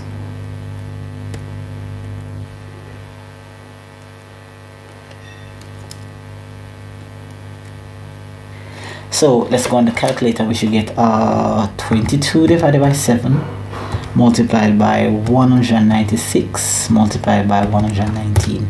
Okay, so we did get 73,304. So that confirms our answer. Alright, so that's good. That's good. This was a little tricky. I have to say this was a little tricky. Because if you're not focused on what you're doing, you might just then realize that we would have left out the 1 centimeter of thickness that cannot be filled with anything. Remember, it's metallic, so this grayed out part here will not have anything in it. So hopefully you understand the thought process in that, because once I got my final answer, something was not right, so I had to do an adjustment. And this is a part of doing math. All right, okay, so we are asked here to determine the volume of the material used to make the container. So we are looking for, let's go back here, we're looking for let's clear this up here. Okay, we are looking for the volume of the metallic area here. this part here coming downwards here.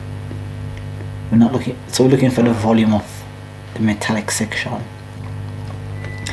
All right, so I guess to do that, we're gonna have to find the volume of the actual container. So now this is the part where we're gonna have to use the 15 centimeter. So that's 3 marks. Let's do some work, you know. So we're gonna have volume again is equal to AH. The volume is equal to the area is also circular, so that's pi r squared times h. Volume is equal to, they said that you should use pi as 22 over 7. 22 over 7. In this case, we're using the radius of 15. So the radius here of 15. And the height, this time we're gonna have to use the 120. Reason being, we have to use the 120 because we're looking for the, are we using the material. So everything here is metallic, so including down in this section here. All right, including this section here. So we're gonna use the 120 in this case because we're going all the way down. We're going to be subtracting the inner, which is this part here that we just found, from everything else, which is the metallic section. So if we're going to use that, then we're going to have 22 divided by 7 multiplied by 15 squared multiplied by 120. That gives us a total of V is equal to 84,857.14. all right, now since this is the area of the entire container including the metallic part, we're simply gonna have to subtract the part that we did up here. That's the 73,304. So that's 84,857.14. we're gonna minus the 73,304 from that. So that will give us the area of the material that is used to make the container.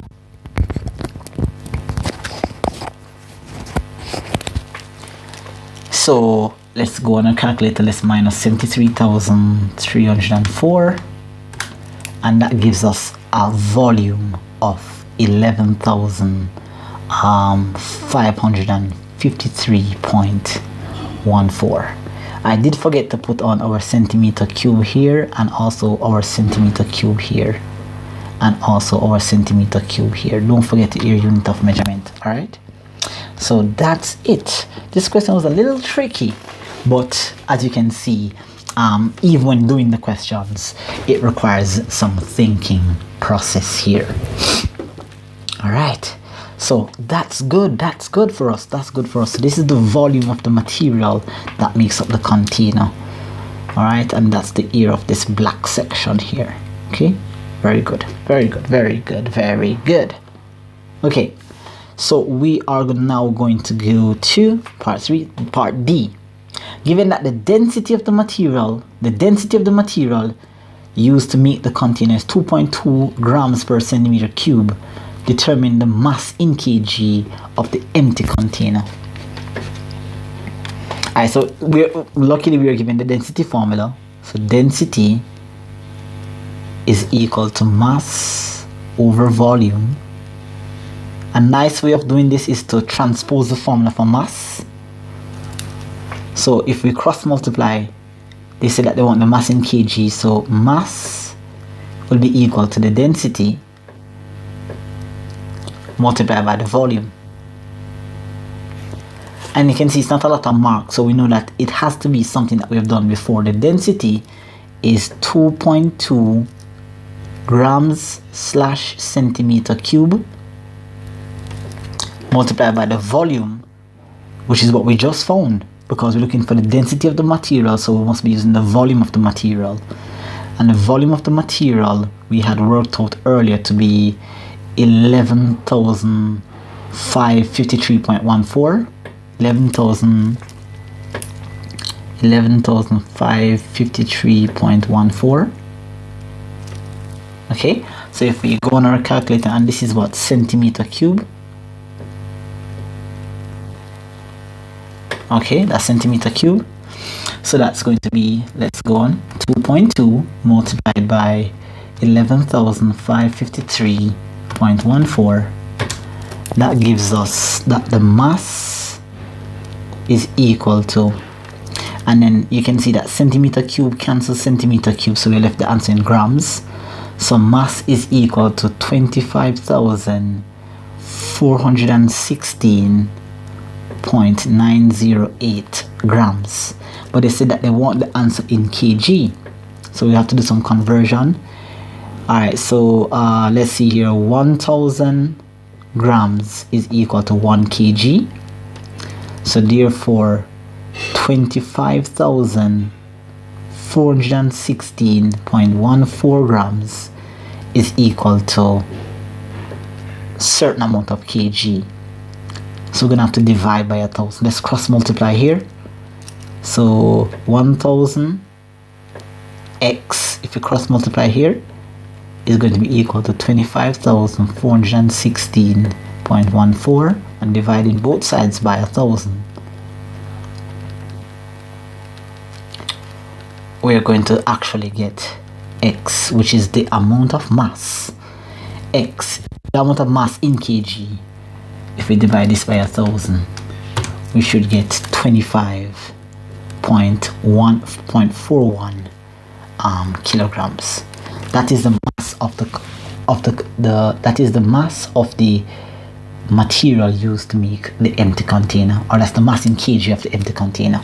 Okay, so wow, what can I say about this question? Was it easy? No. Was it difficult? Not really. Was it doable? Yes, provided that you read carefully and you have an understanding of the diagram. All right, so please feel free to rewind the video and watch as we go along. Yes. All right, so that completes that question for us. All right, so moving on to question 7.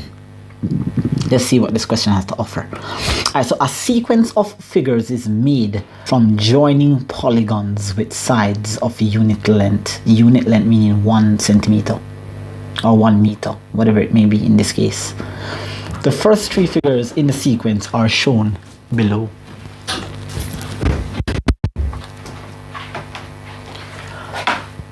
Draw figure 4 of the sequence. Alright, so figure 4 should be not such a difficult diagram to draw, because you can see in figure 1, I'm gonna just refer to this as being like a little house. It has its roof here and its 3 corners, side, bottom. So just gonna call this like one house.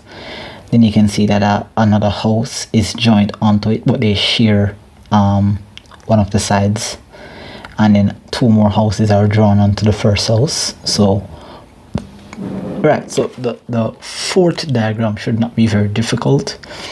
The 4th diagram will look the 4th diagram will have 4 houses. So 1,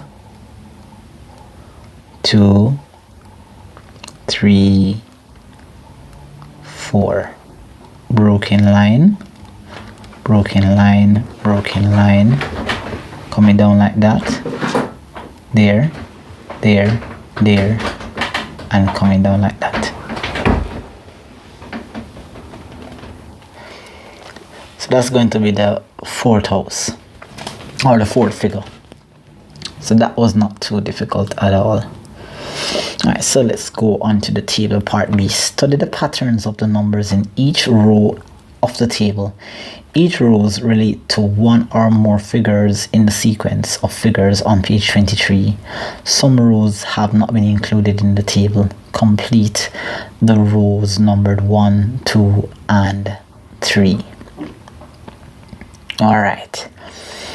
Now, before doing this video, I actually looked at this question, and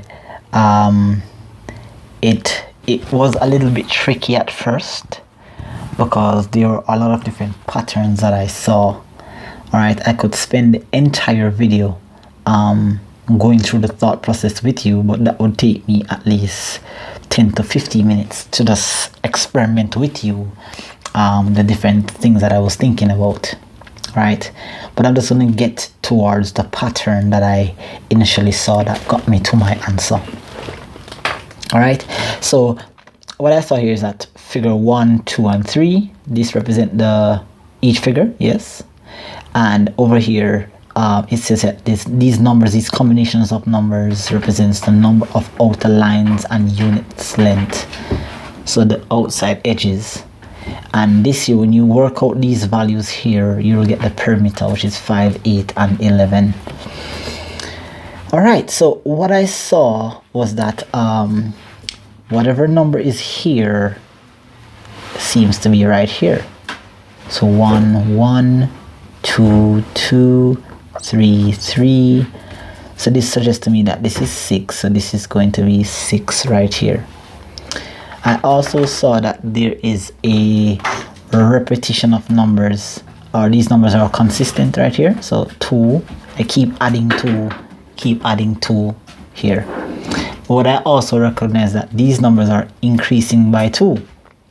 The thing with patterns is that with patterns, it has to be consistent throughout.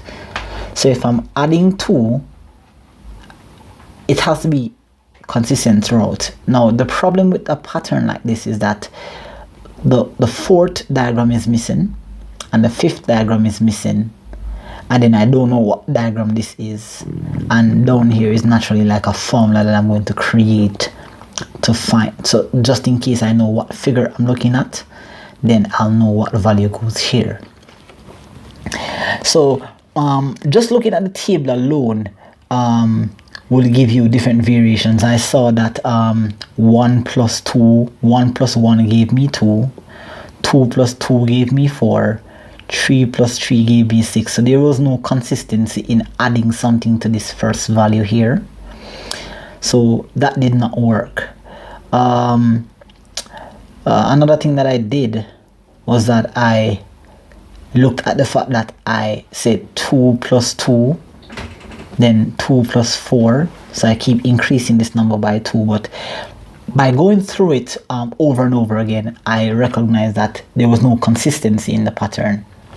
So I try to figure out what each of these numbers represent here. When I look closely, what I saw was that the first set of numbers here represents the figure. So figure 1, figure 2, figure 3.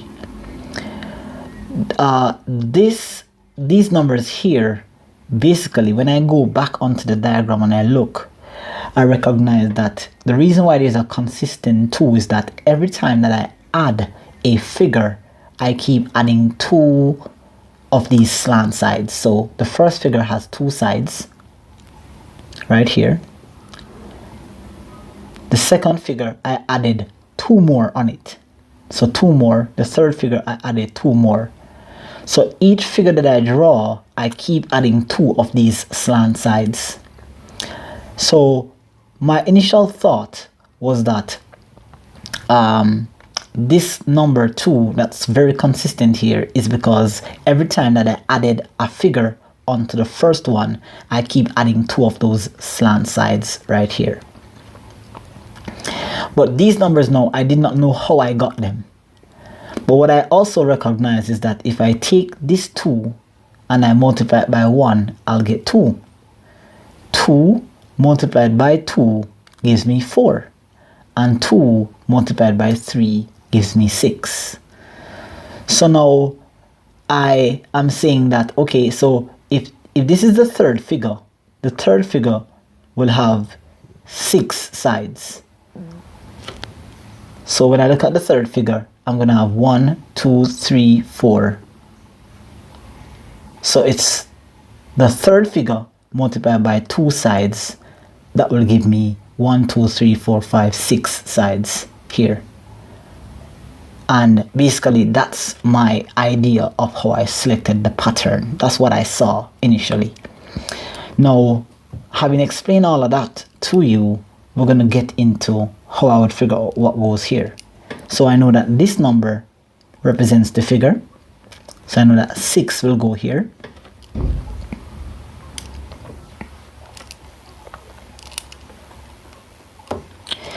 this number is consistent, so it is plus 2.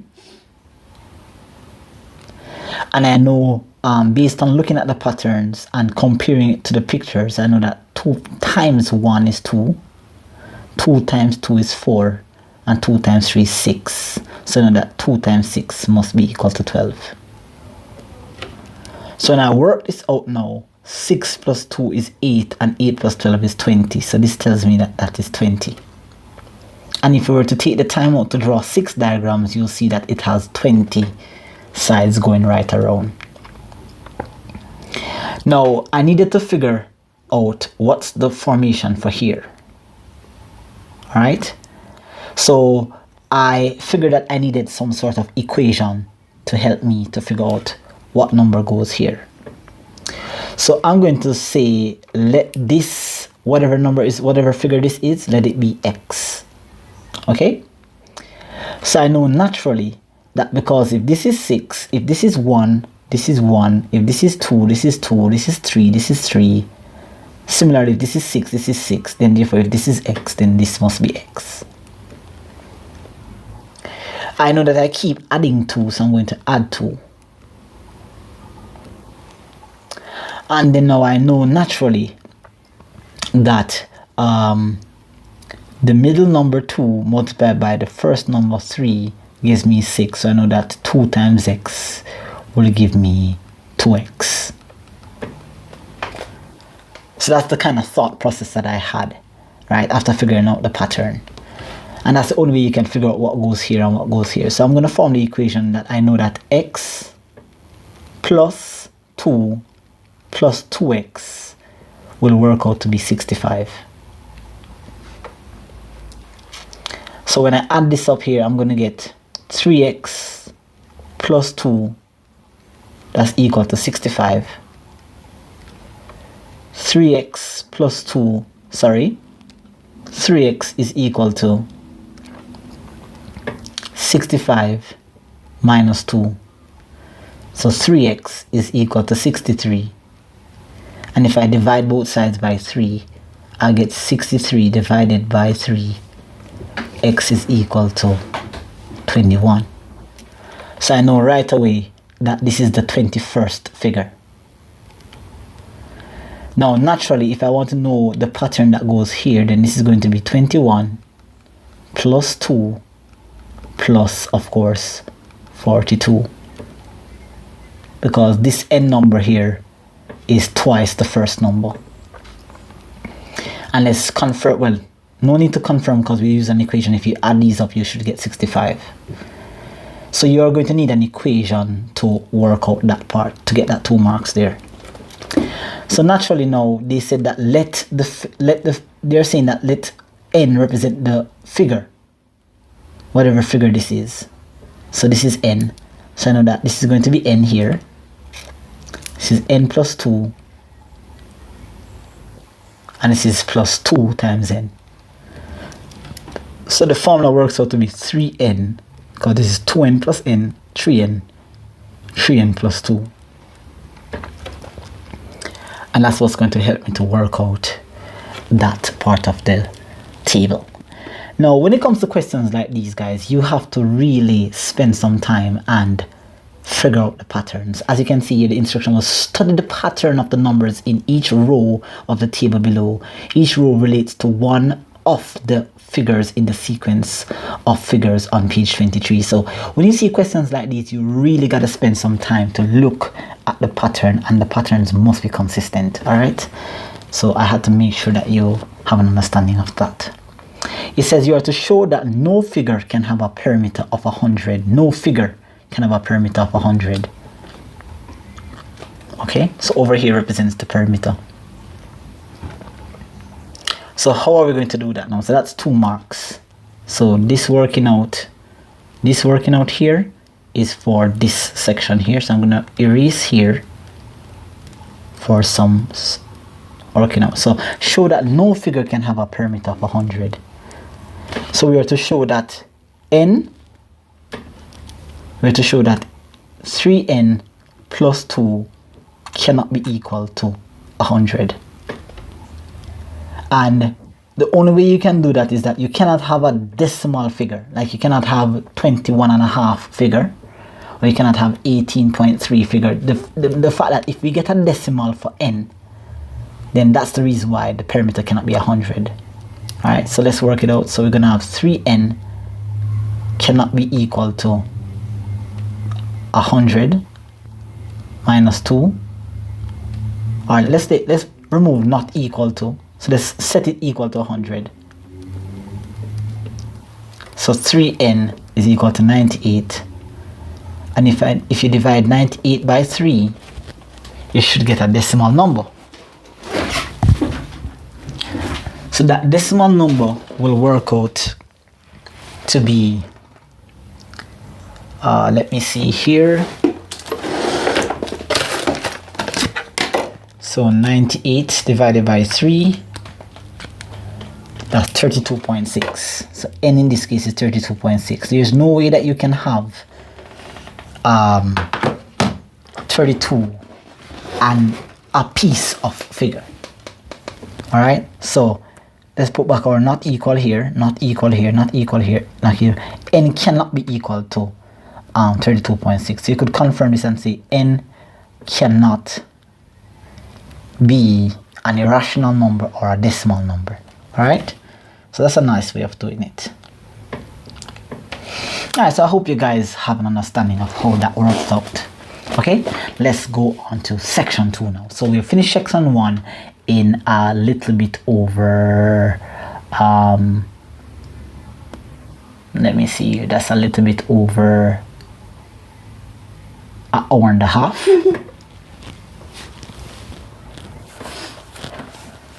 Alright, so section 2 now is the algebra, functions and relations and graphs. Algebra, relations, functions and graphs. So we are to complete the table below for the function f of x is equal to 3 plus 2x minus x squared. We're given a table with some x values and some f of x values. Please note that f of x is always the same thing as y. Okay? Alright, so to find out the value that goes for minus 2, we're going to take minus 2 and put it into the function f of x. So we're looking for f of minus 2. So that's equal to 3 plus 2 times minus 2 minus minus 2 squared. Okay, so 2 times minus 2 is minus 4. And remember guys that you have to square the value first and then do any form of multiplication after. So do not say negative times negative is positive and then square it. That's incorrect. You have to express the power and then do everything else after. So this is negative 2 squared is 4, and so that's just going to remain as minus 4. 3 minus 4 is minus 1. Minus 1 minus 4, that's equal to minus 5. So minus 5 goes here.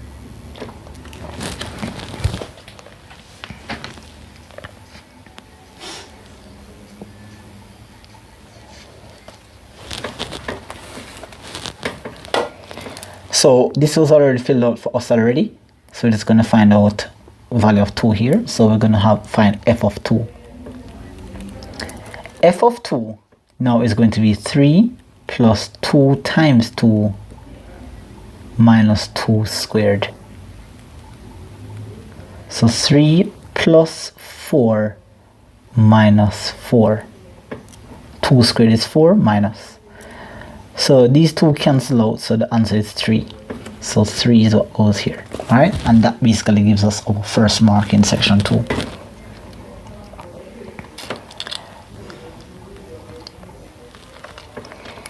So we are to complete the grid below to show all the points in the table on page 25 and hence draw the graph of the function f of x, which is equal to 3 plus 2x minus x squared for the domain running from minus 2 to 4. So the domain is starting from here and is ending here. Alright, now it's just a matter of just plotting the points and completing the graph. Alright, but what I do recognize here is that since my function has a negative in front of the x square, I know that my graph will have this sort of formation. It will have a cap shape formation, an upside down curve. So that's what I do know, and I know this information because the negative is in front of my x squared. If this was a positive, then my graph would look more like a smiley graph like that. So I do know right away, just by looking at it, that it will look something of this nature. Alright, something like that. But let's put the points on the graph to see what it works out to be. So we're gonna have to go a little bit back and forth. Let's take it out. So we have -2, 5, -2, -5, and -1, 0. So let's take a look at that. -2, -5. So we're gonna go across -2 and we'll go down to negative. So -2, and we're gonna go down to -5 all the way down here. So where's -2? Right here, and -5 is all the way down here.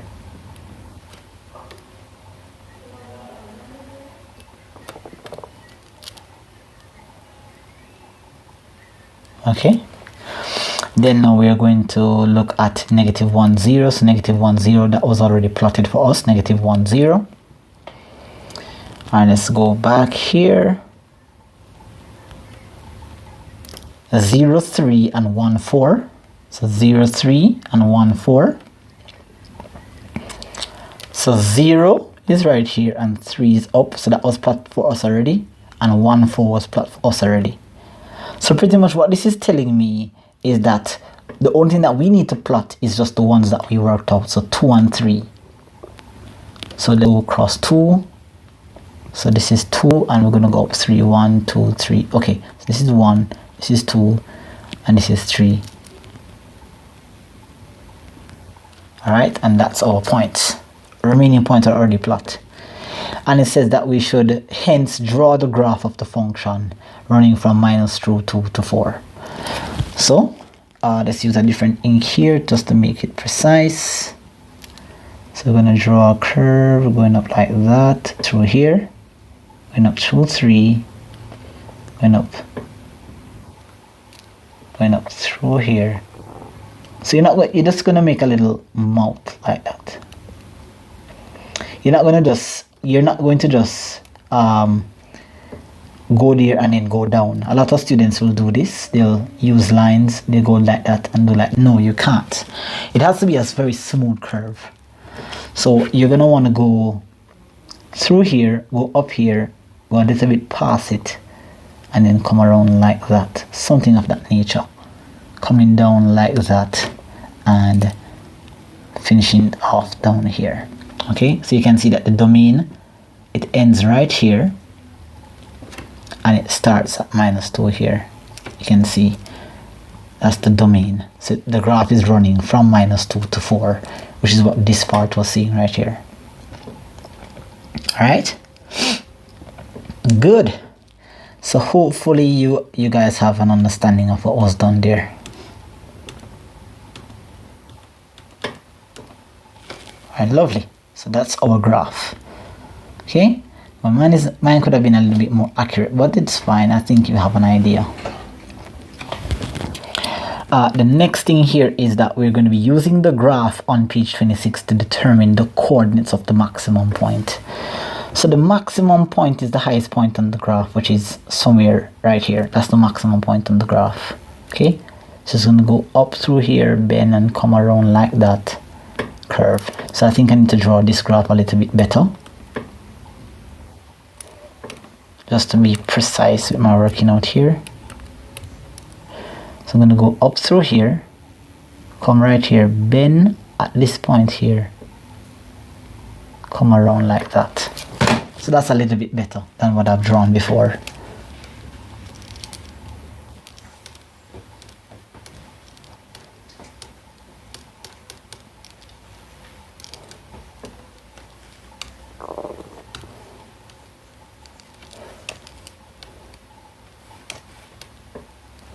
Alright, so it's gonna come through here, come down. So this looks a lot better than what I did before. So the maximum point is going to be right at this position up here. And this position is going to be 1, going across 1, and going up 4. And you see that we should use our graph. So the maximum point here is going to be, of course, 1, 4. All right, there is a formula for finding the maximum point, but it's just 1 mark. So, and they said that we should use your graph, so we just use the graph. Right, now they want the range of values for x, the range of values for x for which f of x is greater than 0.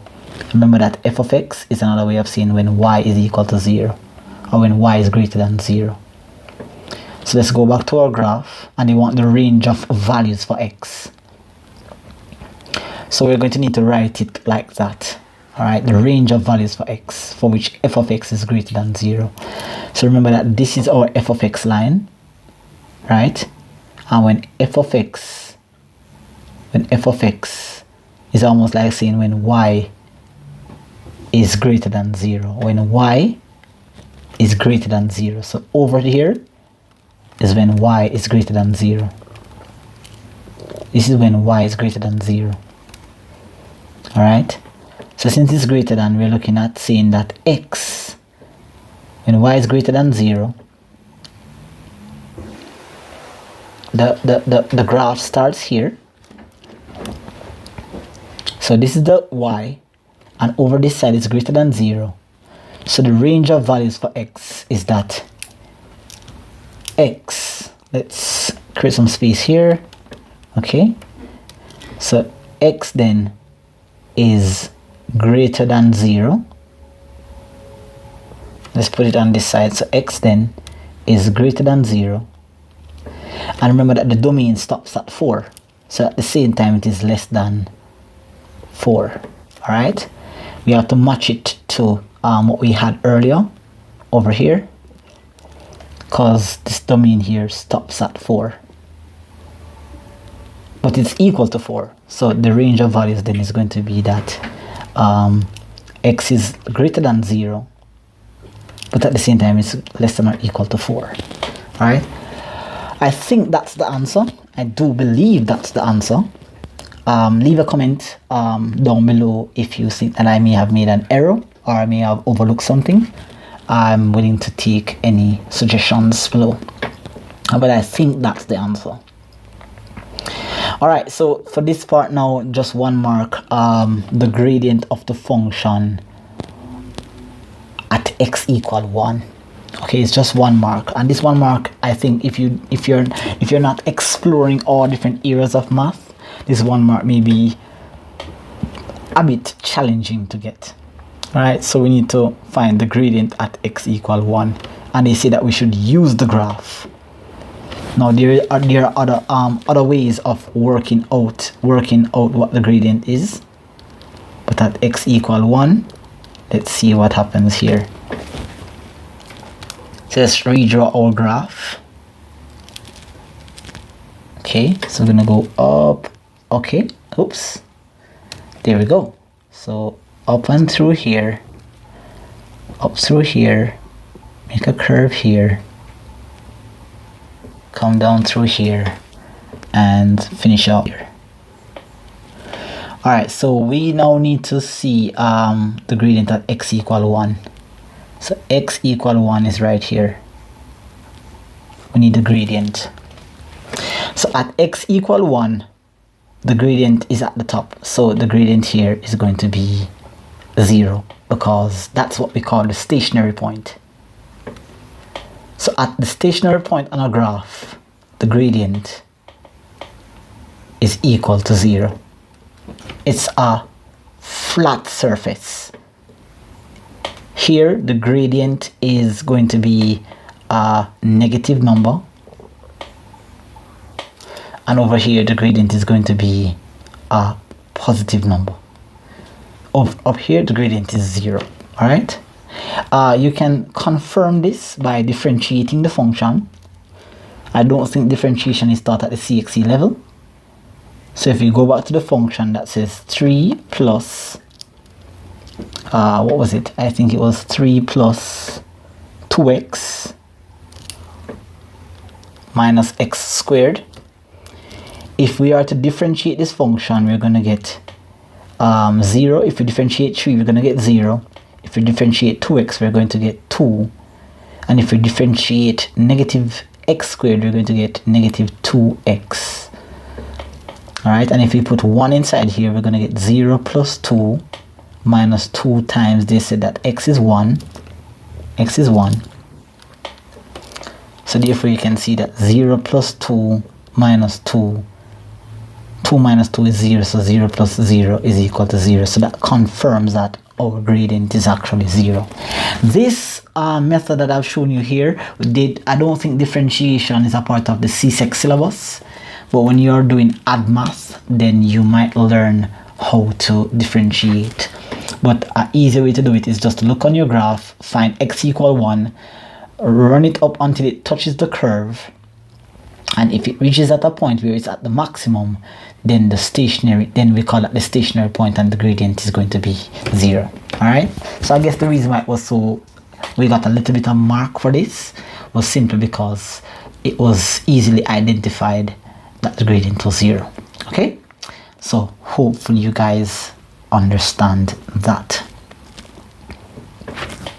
Alright, so we're going to go into this question here, part B. This is where we're doing some linear.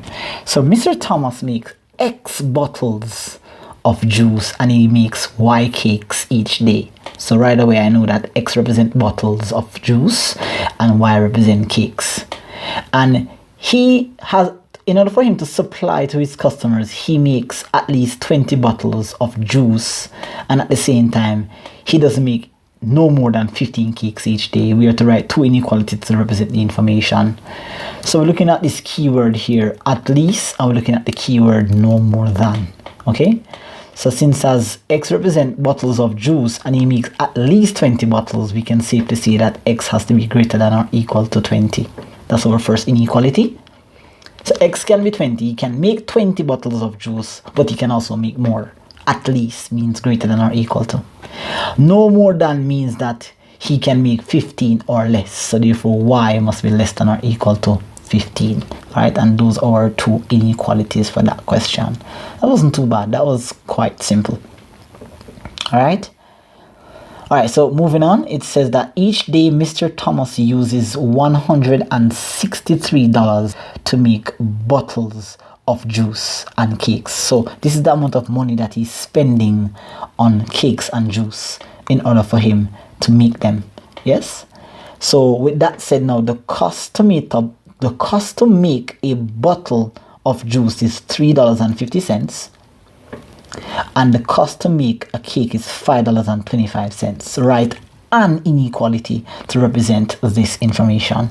All right, so we know that X represent bottles of juice and he's going to make X amount of them. So that's going to be $3.50 times the amount of bottles of juice, plus he's going to make cakes at $5.25, and cake is represented by Y, and he basically spends $163 to do that. So he can spend $163, but he can't spend more, so that's going to be less than or equal to $163.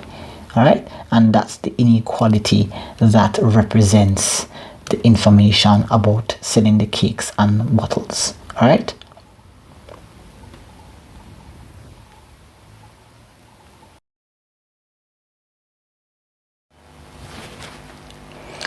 All right, wonderful. So hopefully that was clear enough for you. All right, so let's move on now to question part 3 of question 9, or question, I think it's question 9. Is it question 8? Well, we're moving on to part 3. Show that on any given day it is not possible for Mr. Thomas to make 50 bottles of juice and 12 cakes.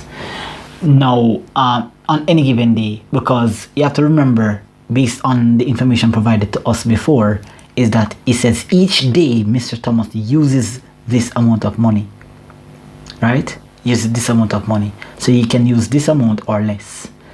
So we are to show that it is not possible for him to make 50 bottles of juice and cake. So if we were to use the equation created before, the inequality, 3.50 times x plus 5.25 times y. We have to show that it cannot be equal, or we have to show that it is less than or equal to 163. That's what we have to show. So since as bottles of juice represents x, represented by x is 50, so that's $3.50 times 50 plus $5.25 times 12. We have to get a value that is less than or equal to 163. If we do not get a value that is less than or equal to 163, then that means it's not possible for him to make 50 bottles of juice and 12 cakes. So we could have, before we do this working out here, we could have actually done write a little statement for Mr. Thomas to make 50 bottles of juice and 12 cakes. The value is moving on down here. The value has to be less than or equal to 163, and then we just proceed into the working out here. It's just 1 mark, so I don't think that we need to do this much writing, but it shows your level of understanding when you're able to do this in an exam setting. So if we go on our calculator here and we indicate on our calculator 3.50 multiplied by 50, that gives us 175. So right away, just looking at that part alone, it has already exceeded 163. So we now know and confirm that it's not possible. But let's proceed. 5.25 times 12, that's 63. And if you add those two together, you're going to get 238. And 238 is not less than or equal to 163. So we now know that it is not possible for him to do so. Alright, so we have to show that on any given day. Alright, so hopefully that was clear for you. Let's move right along now into, okay, so in fact that was part 3 of question 8. So we're now moving on into question 9, and then we have another question, which is question 10 to do. So we're now into the geometry and trigonometrical section of the exam paper. Right, and we are at just a little bit over 2 hours. Yes, 2 hours and 4 minutes. So we are almost on part. According to exam setting, we would have had about 36 minutes left in the exam, and so this is exactly what we need to do, right? So let's get into it. So the diagram below, not drawn to scale, shows a circle. The points P, Q, R, and T and V are on the circumference. This is going to be an important information to help us when working through a question like this. This part here, I immediately picked up that that's going to be very important in our explanation. Let's proceed. Q, R, and S are on a straight line. That too is going to be very important,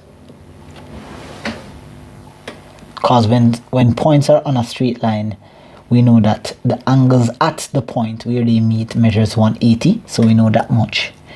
It says here that angle PVR, so the angle is at V, right here, that's 75, confirmed, so we've seen that 75, and the angle TRS, the angle is at R, TRS is 60, so we've seen everything based on the instructions given. You are to determine the value of each of the following angles, show detailed working out where necessary, and give a reason to support your answer. So we are required to find angle PTR. Angle PTR. This angle right here. That's the angle we're searching for, PTR. Now, before I get into working out that angle, let's explain what this part means. It says that the points PQR, T, and V are on the circumference.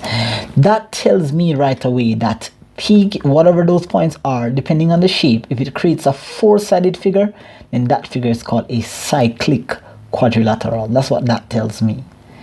And if you know the theorems of the circle, or the rules governing the angles within a circle, you'll know that the opposite angles in a cyclic quadrilateral are supplementary, so they add up to 180. All right, so that's what we do know. And we also know that the exterior angle of a cyclic quadrilateral is equal to the interior opposite. Okay, so those two theorems, of course, are going to be very essential when it comes to working out the question. If you do have a request to explain the circle theorems, then I could definitely do so for you. Just leave a comment in the section based on who you are, and I will design a video for you explaining all those concepts. Okay, all right, so let's get into it. So we need that angle T. What can we do here? I know right away that that angle is going to be let's see here. Okay, all right, so let's see. I know the angle is 75 degrees based on theorem number 4. Well, I normally list my theorems in order, so I call this theorem number 4, and that angle is 75 degrees because we're going to say that this angle is 75 degrees because the angles in the same segment of a circle are equal. Alright, so where's this segment here? If I were to draw a line connecting P and R here, drawing a line connecting P and R creates a chord. And if it creates a chord creates segments. So up here, above the broken line would be my major segment. And down here would actually be my minor segment. Now the angles I'm searching for, which is here, 75 degrees, they are in the same segment. They're in the black section. And if angles are in the same segment of a circle and they are created using the same chord, or they're subtended by the same chord, then if I'm to use my fingers, put one here and put one here, and run my fingers along the line here and here, it creates a 75. And if I'm to do the same thing with these two lines here, run this line here and this one here, it also creates that same angle. So these two angles are created by the same chord. So that's why the angle is equal to 75 degrees. All right, so that angle is equal to 75 degrees. Is there another way in which we could find it? There is no indicated center, and we don't have the angle down here, so that's going to be a problem. We could probably find this angle here. That angle there is 120 because angles on a straight line measure 180, so that's 120. We could say that because P, T, R, and Q are on the circumference, and this is cyclic, so this angle would be 60 because the opposite angles are supplementary. But then we still did not know what this angle is. Oh, but then again, if we look carefully, that P, V, R, and Q is also another cyclic. So this 75 tells me that this angle here is going to be 75 minus 180, which is 105. That's a lot of working out. That's a lot of working out. And if you were to add 60 to 120 and add that to 105 and take it from 360, it will tell us that that is 75. That's a lot of working out. I don't think that's the most effective method. That's a lot of going around in circles. You'd have to know your theorems very well. So the easiest way to see this is to see that the two angles are actually in the same segment of the circle. If you were to connect P and R together, it will create a chord right here. And so these two angles are equal to 75 degrees. Okay. All right, good. So that works out fine for us. Let's move on now to question part 2. Angle TPQ. So the angle is located at P. TPQ. TPQ. TPQ. TPQ. This is the angle we're looking for. But we had, based on the second idea that we had to work out the angle for T, we could see that here we could find the angle right here, which is 120 degrees. So we'd start off, because remember they said that we should give our detailed reasoning for our answer. So we could say that, okay, start off by working that out. We could say angle TRQ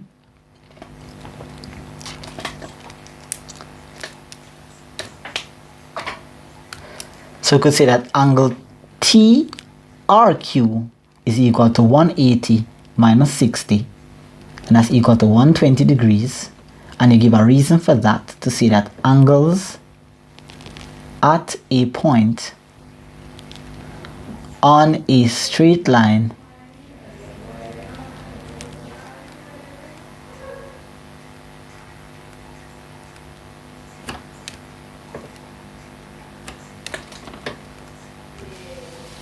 measures 180, measures 180 degrees. So once you have obtained that 120 there, then we say that PTRQ, so PTRQ is a cyclic quad. So PTRQ is a cyclic quadrilateral, and the reason for that is because the points of the quadrilateral lie on the circumference. And so with that said, now we know that the opposite angles in a cyclic quad are supplementary, means that they add up to 180. So that confirms to us now that angle TPQ, which is an angle in the cyclic quadrilateral, is equal to 120 or is equal to 180 minus 120, and that's equal to 60 degrees. Okay, so that would confirm that this angle here is 60 degrees. Another way of looking at it, as we mentioned earlier, is that since we could look at it this way, that since PTRQ is a cyclic quadrilateral and QR is an extended side, so QR, which is a side on the cyclic, has been extended to S, it creates an exterior angle.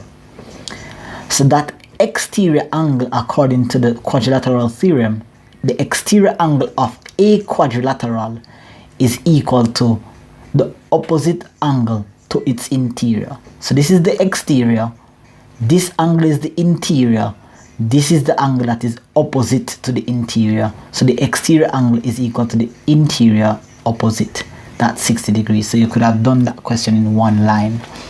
But if you don't know the quadrilateral theorem, then almost next to impossible it would be for you to give that kind of reasoning for that question. All right, so I think that this is better, finding the angle in a straight line and then remembering that the opposite angles of a cyclic quadrilateral measures 180 degrees together. Okay, all right, next one is obtuse angle POR, where O is the center of the circle.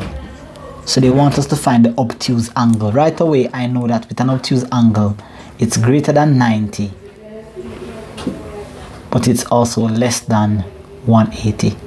So that I know much about obtuse angle.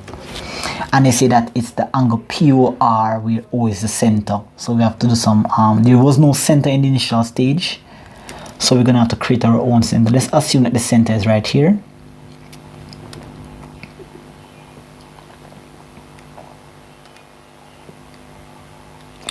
And so we're going to draw a line here, call this our O, and draw the line here.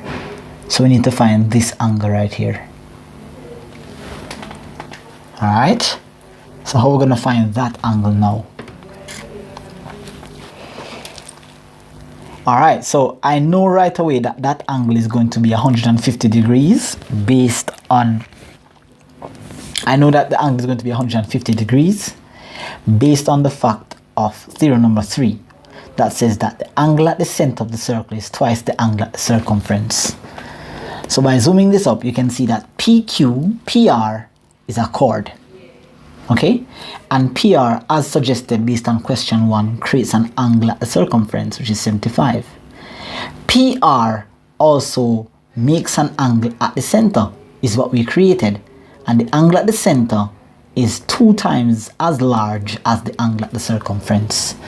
So we could say that angle POR is 2 times angle PVR. Angle POR is 2 times angle PVR. Alright, so hope you guys are following. You will definitely have to know the theorems though in order for you to effectively understand what was said a while ago. Alright, so angle POR is equal to 2 times angle PVR. Okay, so angle POR is equal to 2 times angle PVR is 75. So therefore angle POR is equal to 150 degrees. Okay, I remember guys, in order for you to effectively know how to work out questions like these, you're definitely going to have to know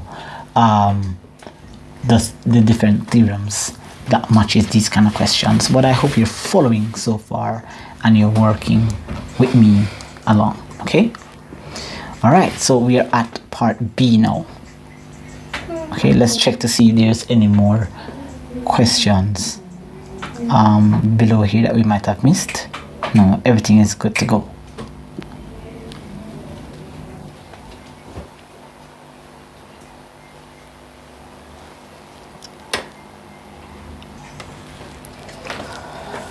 So for part B, a person at the top of a lighthouse, TB,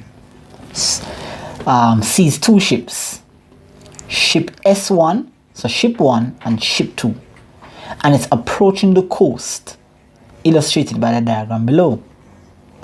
The diagram of depression, the diagram of depression, the angles of depression are 12 degrees and 20 degrees respectively.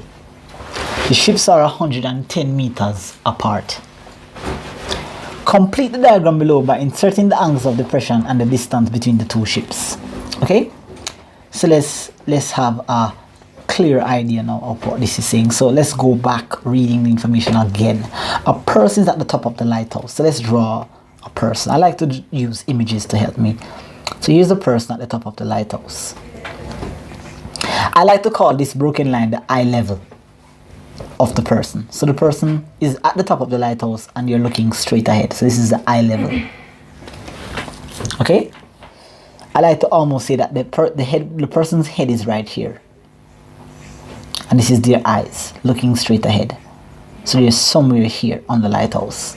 Okay, but the idea is that this is the person's eye level, and this is the lighthouse TB. So the lighthouse is vertical, and they see 2 ships approaching the coast. So obviously the coast is at B. So the base of the lighthouse is the coast. So they see 2 ships S1 and S2 approaching the coast, illustrated by the diagram below. The angles of depression is 12 degrees and 20 degrees respectively. Respectively means in order. So the angle of depression looking at ship 1 is 12 degrees, and the angle of depression looking at S2 is 20 degrees. Very importantly, you understand, guys, that I don't hear a lot of teachers telling students this, but if I may be wrong, of course, I'll take my correction. But I don't hear a lot of teachers telling students that if an object approaches you, the angle of depression is greater. So as this ship, okay, so the farther the ship is away, is the less the depression angle.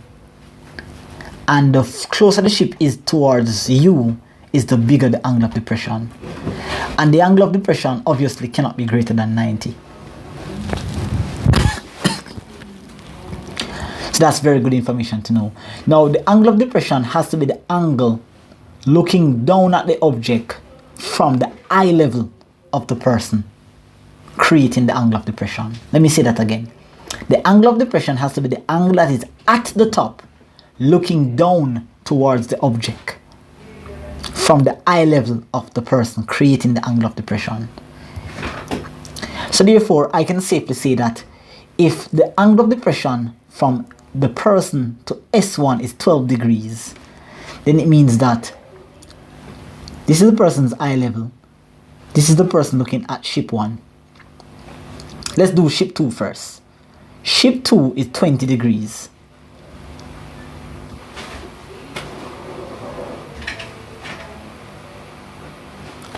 We need to be careful of how we insert this diagram. Let's be clear about this. Alright, so this is the eye level. The person is now looking at ship 2. Ship 2 is 20 degrees, so I guess this angle here is 20 degrees. S1 is 12, so in here is 12 degrees. I'm not sure. I don't think that's right. It doesn't feel right. Let's go back. You see, this is the thing. I'm not cutting and pasting. This is actually the thought process that I'm going through when I'm working the questions. So let's see again here that the angle of depression are 12 degrees. That matches S1.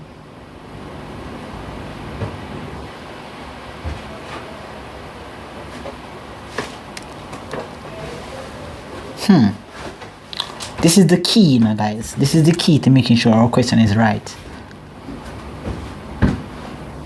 So if this is the eye level and this person looks at ship 1, at ship 2, this is the line of sight towards ship 2. This tells me that this here is 20 degrees. I think I'm right. And the angle of depression, 12 degrees, is from ship 1. So I'm assuming that, okay.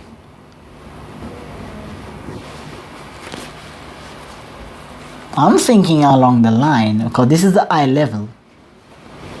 And this angle here is 12 degrees. Okay, so I figured it out. I figured what's the thing.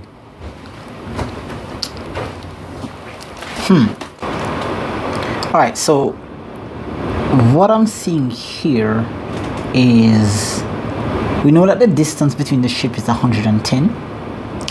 The angle of depression from T, that's 20 degrees.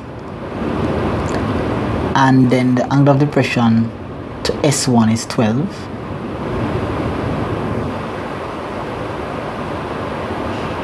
So this part in here is 12.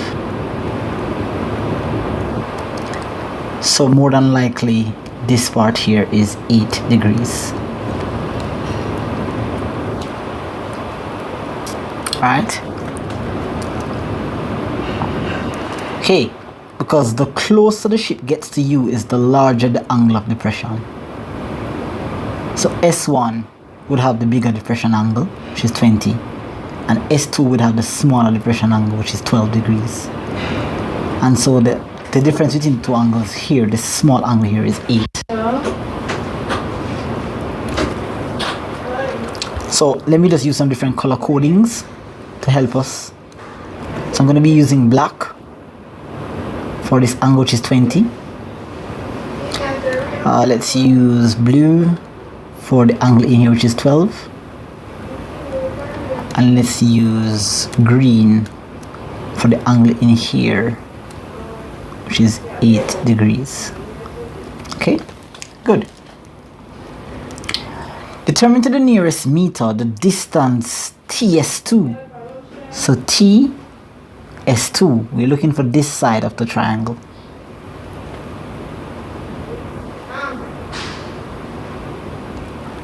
So what can we do here, guys, between the top of the lighthouse and ship 2? So what can we do here? We know we're dealing with a right angle triangle, but are there sufficient information? I don't think there is. Let's see how much marks is it worth. 3. So definitely we have some work to put in here. So let's look at what we have. Can we use Pythagoras Theorem? No, we cannot, because we only have a piece of a side. Can we use the SOHCAHTOA ratio? No, because we do not have any sides over here or over here. The only side we have is this 110, and it is just a piece. So I guess that this small triangle in here is going to be of aid to us. And this small triangle in here is not a right angle triangle, so we're thinking about using either the sine rule or the cosine rule. Let's check the cosine rule. The cosine rule says that we have to have at least 2 sides. We only have 1. So that pretty much leaves us with just the sine rule. So based on understanding here, I just think the sine rule is going to be our aid here. So this is A divided by sine of big A is equal to B divided by the sine of big B. Small a and b represent the sides. Big A and big B represent the angles. Let's go back to our formula sheet here and check to see if we have the formula right. Here we are. Small a over the sine of big A is equal to small b over the sine of big B, small c over the sine of big C. We don't need to use this section because we can only do a ratio comparing sides and angles, and we can only compare 2 things at once.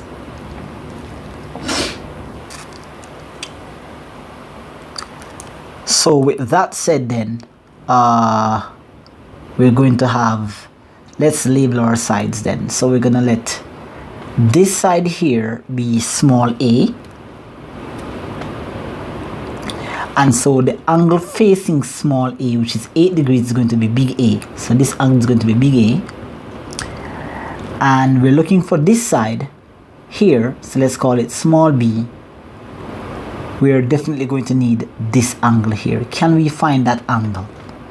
We actually can find that angle, because if this is 20 degrees here, then this forms a Z angle. So this broken line to this slanted line down here that brings us to S1 back to B tells us that this is 20 degrees. That's the alternate angle.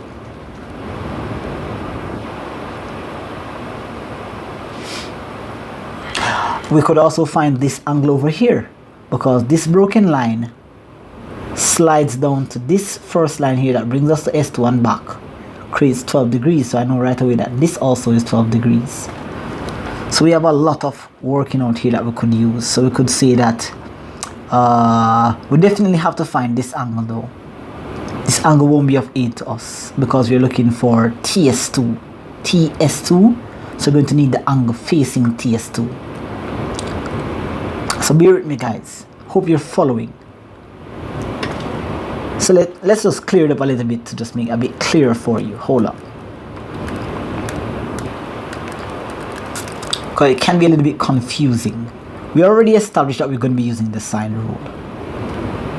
We know that this angle here is 20. We know that the one inside here is 12. I know that this little piece right here is 8.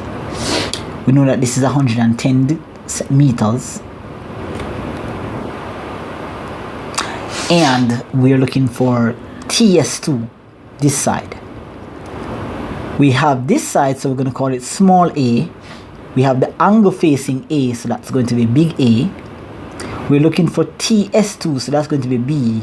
So we definitely need the angle here that's facing little b. Since this is 20 here, this is 20 degrees here.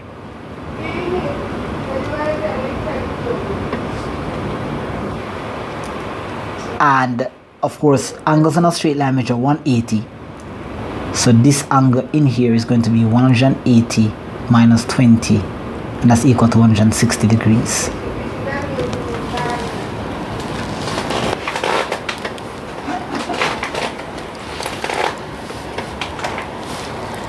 So little a is 110.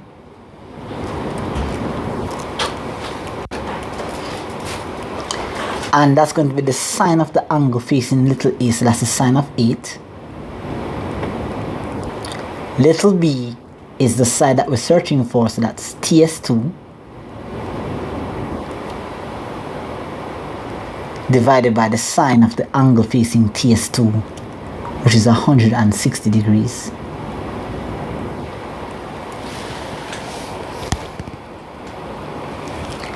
So if we cross multiply, let's do some calculations here. So let's find the sine of 8.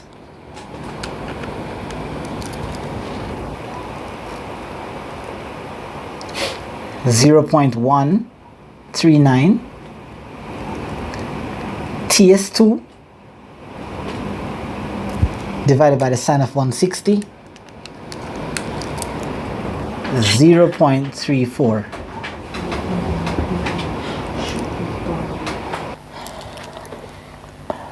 So when we cross multiply, we're going to get 0.139 multiplied by TS2, and that's going to be equal to 110.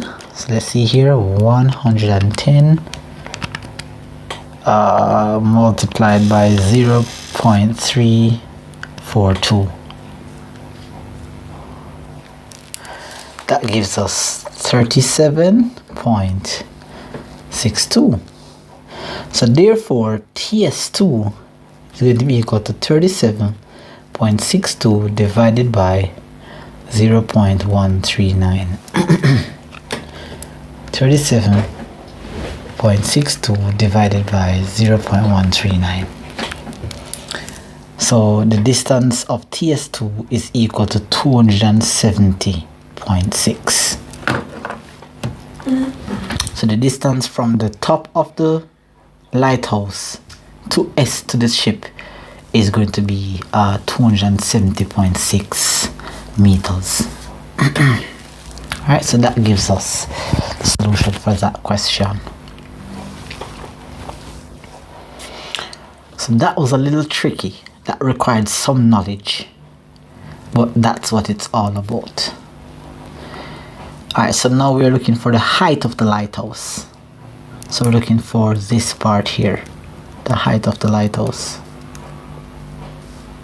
So how can we find that? Now that we have this distance here, which is 270.6, and we have this 110 here, what can we do here?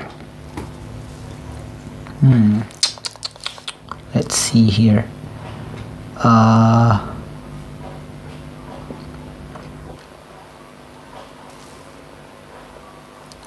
We're going to let's what I like to do is that when I'm doing questions, like I like to look at the amount of marks that it's worth, and it tells me the amount of work or thinking process that I have to do. So it's just 2 marks.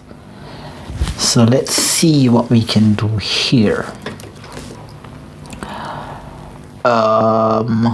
We know that this angle here is 70 degrees. We only have a piece of the distance, which is 110. We have this 270 here. So we could probably use a trig ratio. To find the distance BS2. And then we can use Pythagoras Theorem to find the distance of TB. So that's what my thinking process is telling me now. I'm thinking that I need to find BS2. So what can I do here? I could use the angle 78, or I could use the angle down here, which is going to be 12 degrees. I'm thinking I'm going to use the 12 degrees because I would have already had the 8 here, and I would have obtained the 160 here, so that's 168. So to complete it here, I know that this would have been 12, so I would have known that this is 12 degrees. So I'm going to use the 12 degrees and the 270 and find BS2. Now, since this is the 12 degrees, this side becomes my opposite side. And this side that I'm using here is the hypotenuse. It's a little bit crowded, so let me just take off some of this information here. Alright. So this is 12 degrees here. And I have the 270.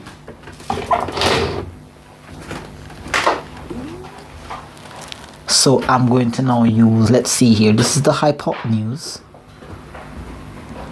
And this is the side I'm looking for, which is the adjacent. So I think I need to use cosine ratio to help me find what I need. Or do I? I don't need to do that much work. What am I looking for? Let's go back and check.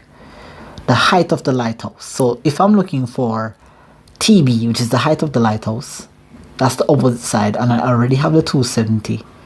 I could use the sine ratio, opposite over hypotenuse, along with the 12 degrees to help me. So that's clearly what I'm going to be doing.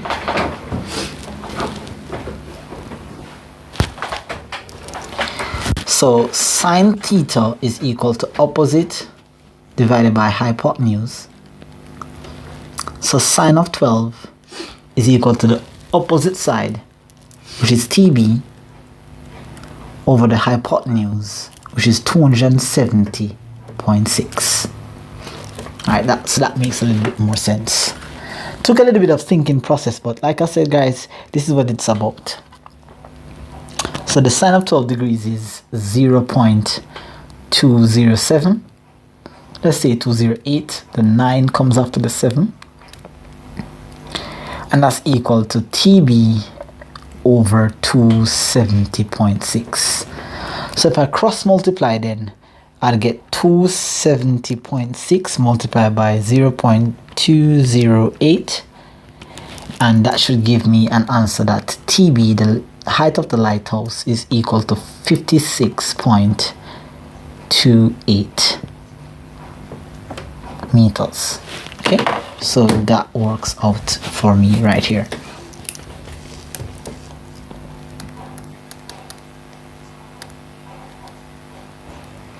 So 56.28 meters. All right, so that took a little bit of thinking, but that's the idea behind why trig can be a little bit challenging. All right, there are a lot of different ways that a lot of other persons could have seen it. Maybe some person would have seen it faster, but like I said, I'm working the past paper and I'm teaching at the same time, so I'm also hoping that you are getting the thinking process, what you have to think about in order to get to your answer. Okay, so hopefully this is of benefit to you. All right, if you haven't liked the video as yet, please of course drop a like on the video so this can reach some other persons out there. Okay, great. So we're almost done with the exam paper, guys, and we are just our exam time limit, our exam duration time pretty much is almost done. So let's finish up this paper here. Three matrices are given as follows. P is a 2 by 2 matrix, Q is a 2 by 1, and R is a 2 by 1. Using a calculation to support your answer, explain whether matrix P is singular or non-singular. So guys, this is pretty much a case where you need to know the difference between a singular matrix and a non-singular matrix. Now, a singular matrix implies that our det, or what is referred to as our determinant, implies that our determinant is equal to 0. Now, if we work out the determinant of P and we get 0, then the matrix is singular. But if we work out the determinant and the determinant is greater than 0 or less than 0, then we know that it's a non-singular matrix. So determinant is, the formula is AD minus BC. The first entry multiplied by the last entry, subtract the second entry multiplied by the third entry. So A is -1 multiplied by D is 5 minus B is 2 multiplied by C is 0. If you look at the matrices here, this is A, this is B, this is C, and this is D.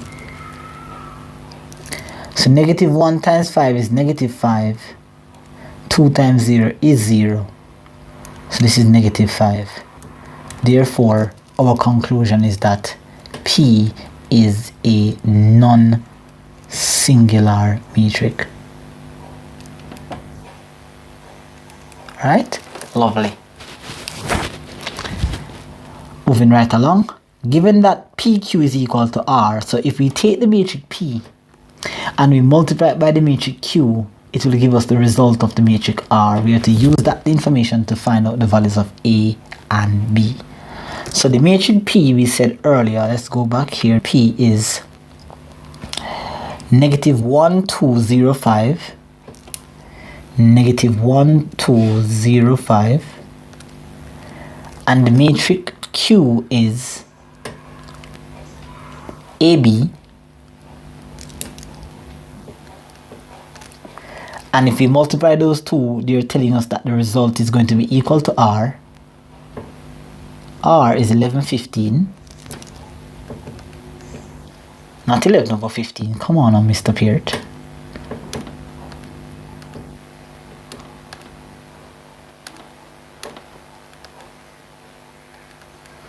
So let's go ahead and multiply the two matrices and create an equation. Now, we're going to need to remove matrix P from beside AB. Now it's worth 3 marks. We could solve it simultaneously. They did not specify what method to use, so it's your choice if you want to say row by column, or you want to use when you do row by column, you're going to end up with a pair of simultaneous equations. I think it's a lot easier if you use a matrix method. Now the matrix method here that I'm going to be using is where we're going to be finding the inverse of the matrix, and then we're going to be multiplying or pre-multiplying both sides by the inverse. So I'm going to just jump right ahead now and say that AB, if you guys want lessons on what is the pre-multiplication and post-multiplication method for matrices, leave a comment in the section below and then let me know if you need to have a more structured explanation on what I'm about to do here. So AB then is equal to P inverse times 11, 5. Okay, and this is the matrix P. So in order for you to find AB, you'd have to find the inverse of P and multiply by 11, 5. Okay, that's going to be the solution. So we're going to go ahead and find P inverse. Now to find P inverse, I'm going to go down here, guys, and do it. So I'm going to just I'm just going to erase here.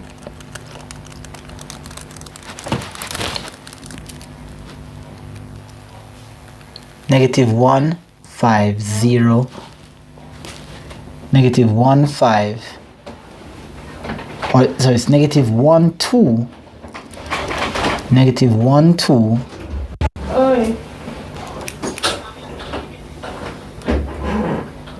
negative 1, 2, let's see here, negative 1, oh my lord, okay, here we go, negative 1, 2, 0, 5, multiplied by AB, that's equal to 11, 5. So we need to find the determinant of P, and we had found that earlier by proving that the matrix is not singular. So the determinant of P is negative 5. So we need also the adjoint of P. The adjoint of P implies that we're going to take the A and the D and switch them, so 5 goes up and negative 1 goes down, and we're going to change the signs of the 2 and the 0. So 2 was positive, it now becomes negative 2. 0 is a neutral number, so 0 remains as 0. So therefore we can safely say then that P inverse is 1 over negative 5 times 5, negative 2, 0, negative 1. I could actually go inside by using the scalar here and multiply the inches on the inside, but I think it's a lot easier if I leave it in its scalar form. So that's P inverse. Okay, all right. So with that said, now let's go up to the top here. So we're going to have 1 over negative 5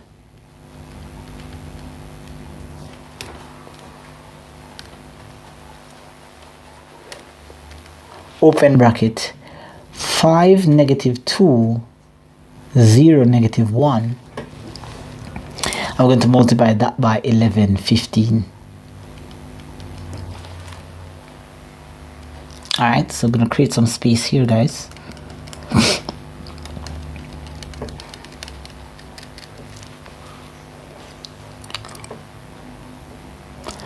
So we're going to go row by column for this.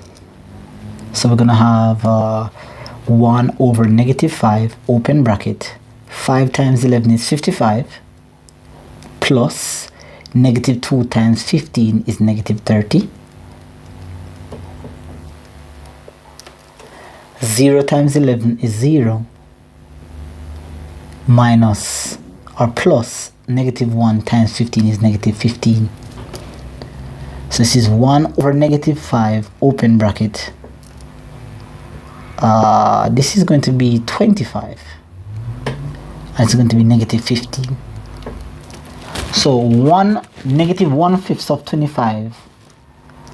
So AB then is equal to negative 1/5 of 25 is going to be negative 5 and negative 1/5 of 15 is going to be positive 3. So therefore we see that A is equal to 5 and A is equal to negative 5 and B is equal to 3. Alright, so that's what's required to work out this sort of question. Like I said, guys, I have not created any matrices videos as yet, but if this is a concern of yours, definitely we can go through and create some videos. So do leave a comment in the section below based on this past paper what you'd like me to create a video on to give you a more clear understanding of some of the concepts that were discussed here. Okay, state the reason why the matrix product QP is not possible. Now for two matrices to be multiplied, guys, the number of rows on the left must be equal to the number of rows on the right. Let's say that again. For two matrices, let's write it down as a matter of fact. For two matrices to be permissible for multiplication,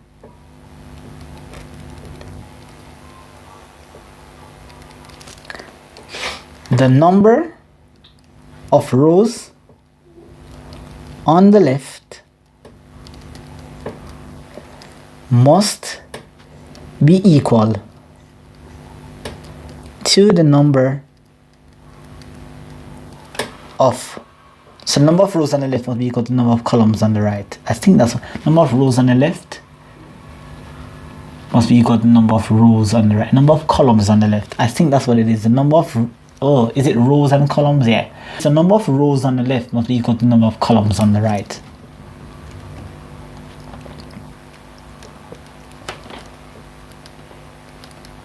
Yeah, sometimes that confuses me a little bit. I have to say it over and over so that it makes sense. So the number of rows on the left. So we were able to multiply P and Q because P had 2 rows on the left.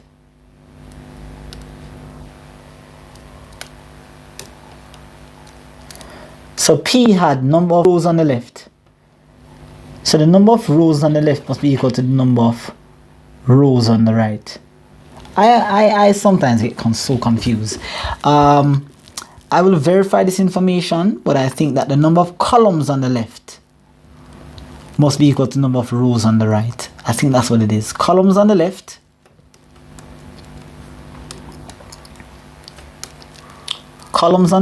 must be equal to rows on the right. Yes, I think that's what it is. So let's make that correction. So we're going to remove this word here. So number of rows on the, so this instead of being columns, instead of being rows, this should have been columns. and instead of being columns, it should be rows. All right, so that's the rule for that. So let's check why is it that QP is not possible. The number of columns on the left for Q must be equal to the number of rows on the right for P. So how many columns are in Q? There are 2 columns in Q. No, there's 1 column in Q. But there is 2 rows in R. They do not match. So that means that cannot be multiplied. That's the reason why. Another way of looking at this, and it just popped up, right? This is something that you learn when you're in college. And I don't mind sharing it with you. You can name the dimensions of the matrices. So the matrix P is a 2 by 1 matrix. And the matrix Q is also a 2 by 1 matrix. The numbers on the inside have to match for the multiplication process to be permissible. So they are both 2 by 1 matrices, but the numbers on the inside do not match, so that means they cannot be multiplied. That's another way of doing it. But I don't think you're going to know that information at the CSEC level. So this is just me exposing into some other additional information. Okay. Let's wrap this up, guys. Here we are. We have gone over our 2 hour and 40-minute limit. But of course, we are learning here. Okay. Part B. I believe this is the last question. Yes, this is the last question. So OABC is a parallelogram. Okay, so OA, we don't see B and C, but when you're naming a diagram, you're going to name it, of course, in order. So that's OA, that's B and that's C. X is the midpoint of AB. So X obviously has to be here. Let me just use a different color ink to mark it. X is the midpoint here. And Y is the midpoint of BC. Y is right here.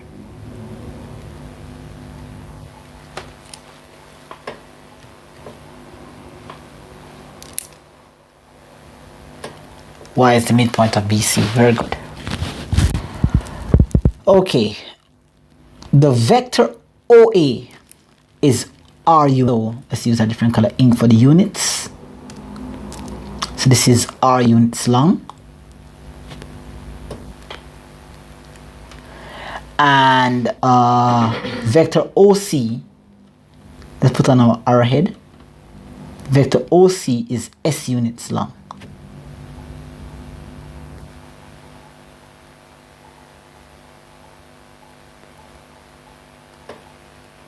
So I'll put a little dash to show you that the ones in green are the length, the algebraic length, and the one in orange are just points on the line, or points on the vector.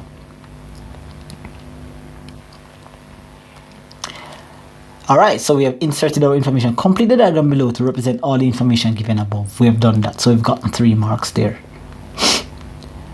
And then this last thing here, it's X and OY is equal to KR plus S, where K is a constant. Using a vector method, find the value of K.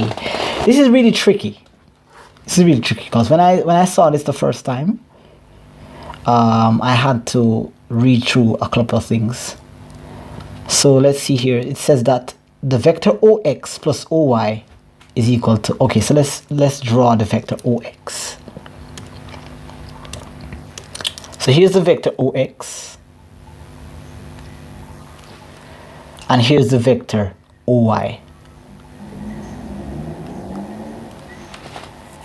And they're saying that when you add OX to OY, this is the result. But OX plus OY is the resultant, is the answer for XY. Because XY is here. This is XY. When you add OX to OY, it will give you the vector XY. So That's one way of finding xy, but there's also another way of finding xy. So let's write it down first. So OX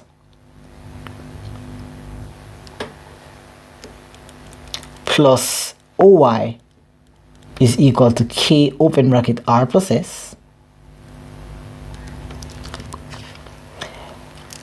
And I know that this would have to be the result of xy,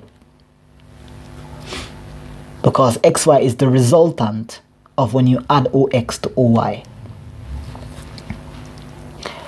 But there's also another way of finding xy. xy is equal to xb, this direction, plus by. Now, since we know that this is a parallelogram, if OC is S, then that means it's also S, because opposite sides of a parallelogram are equal. And since X is the midpoint, then it simply tells me that the distance from X to Y, from X to B, is half S.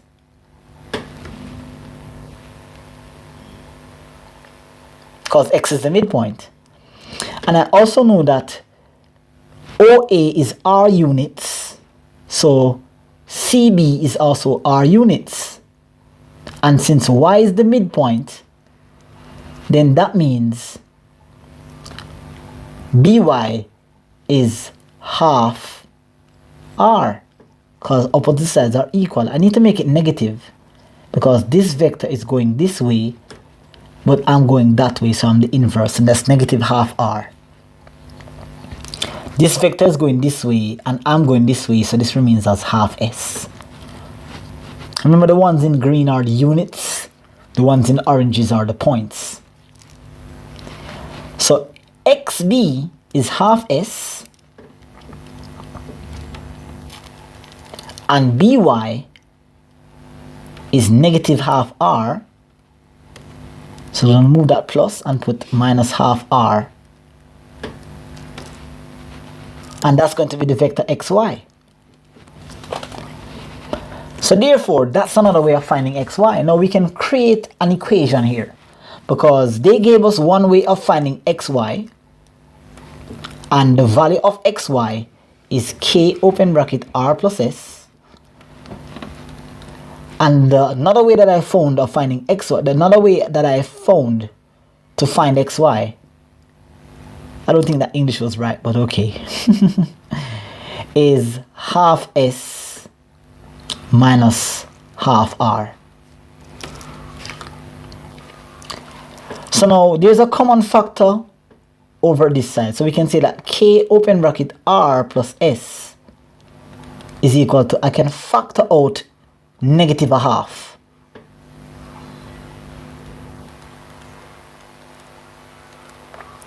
If I factor out negative a half, I'm going to get R inside. So negative into negative, positive. R is here. And then this is going to be... No, I don't think I need to factor out negative R. I think I just need to factor out half. So half leaves me with minus R. I need to find a way how I can get R plus S on the right hand side. So I think I'm going to have to factor out negative a half.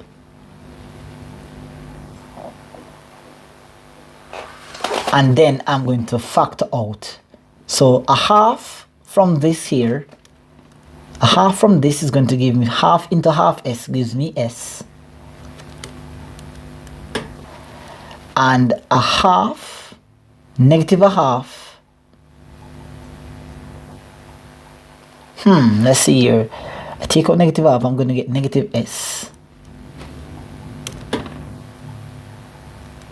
That's correct. That's good. And negative half into negative half R gives me positive R. Now, if I divide both sides to find K, if I divide both sides by R plus S, I'll get K is equal to a half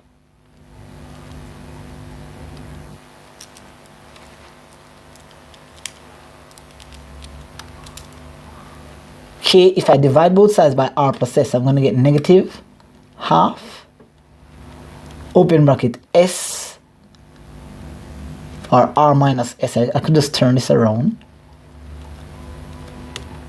and say r minus s divided by r plus s.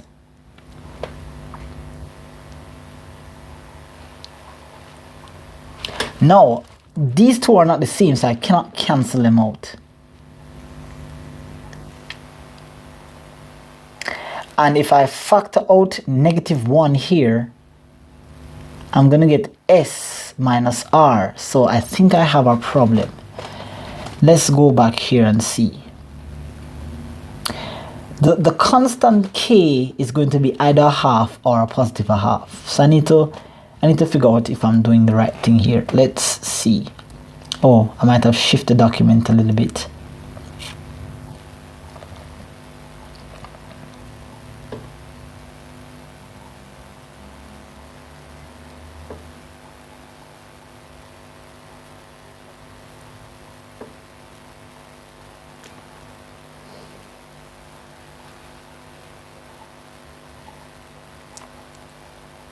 It's a little bit too far. Too far down. Might have shifted somewhere along the line. Too far up, too far down. Alright, so guys, I think I might have made a mess of this question here. Okay, there it is. Perfect. I got it back to the right place. So I think that xy is going to be equal to xb plus by.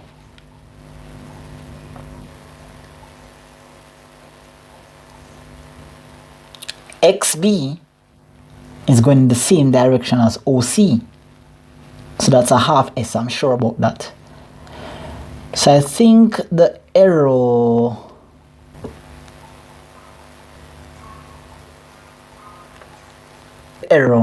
is going to be somewhere along this line here.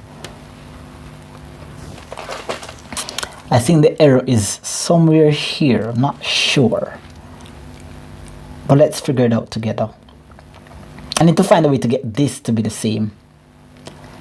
So maybe if I multiply the top by -1, let's see if I multiply the top by -1.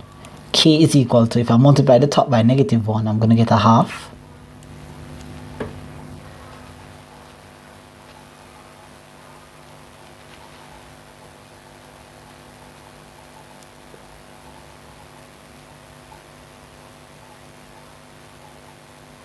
If I multiply the top by -1, I'm going to get a half, open bracket, r minus s.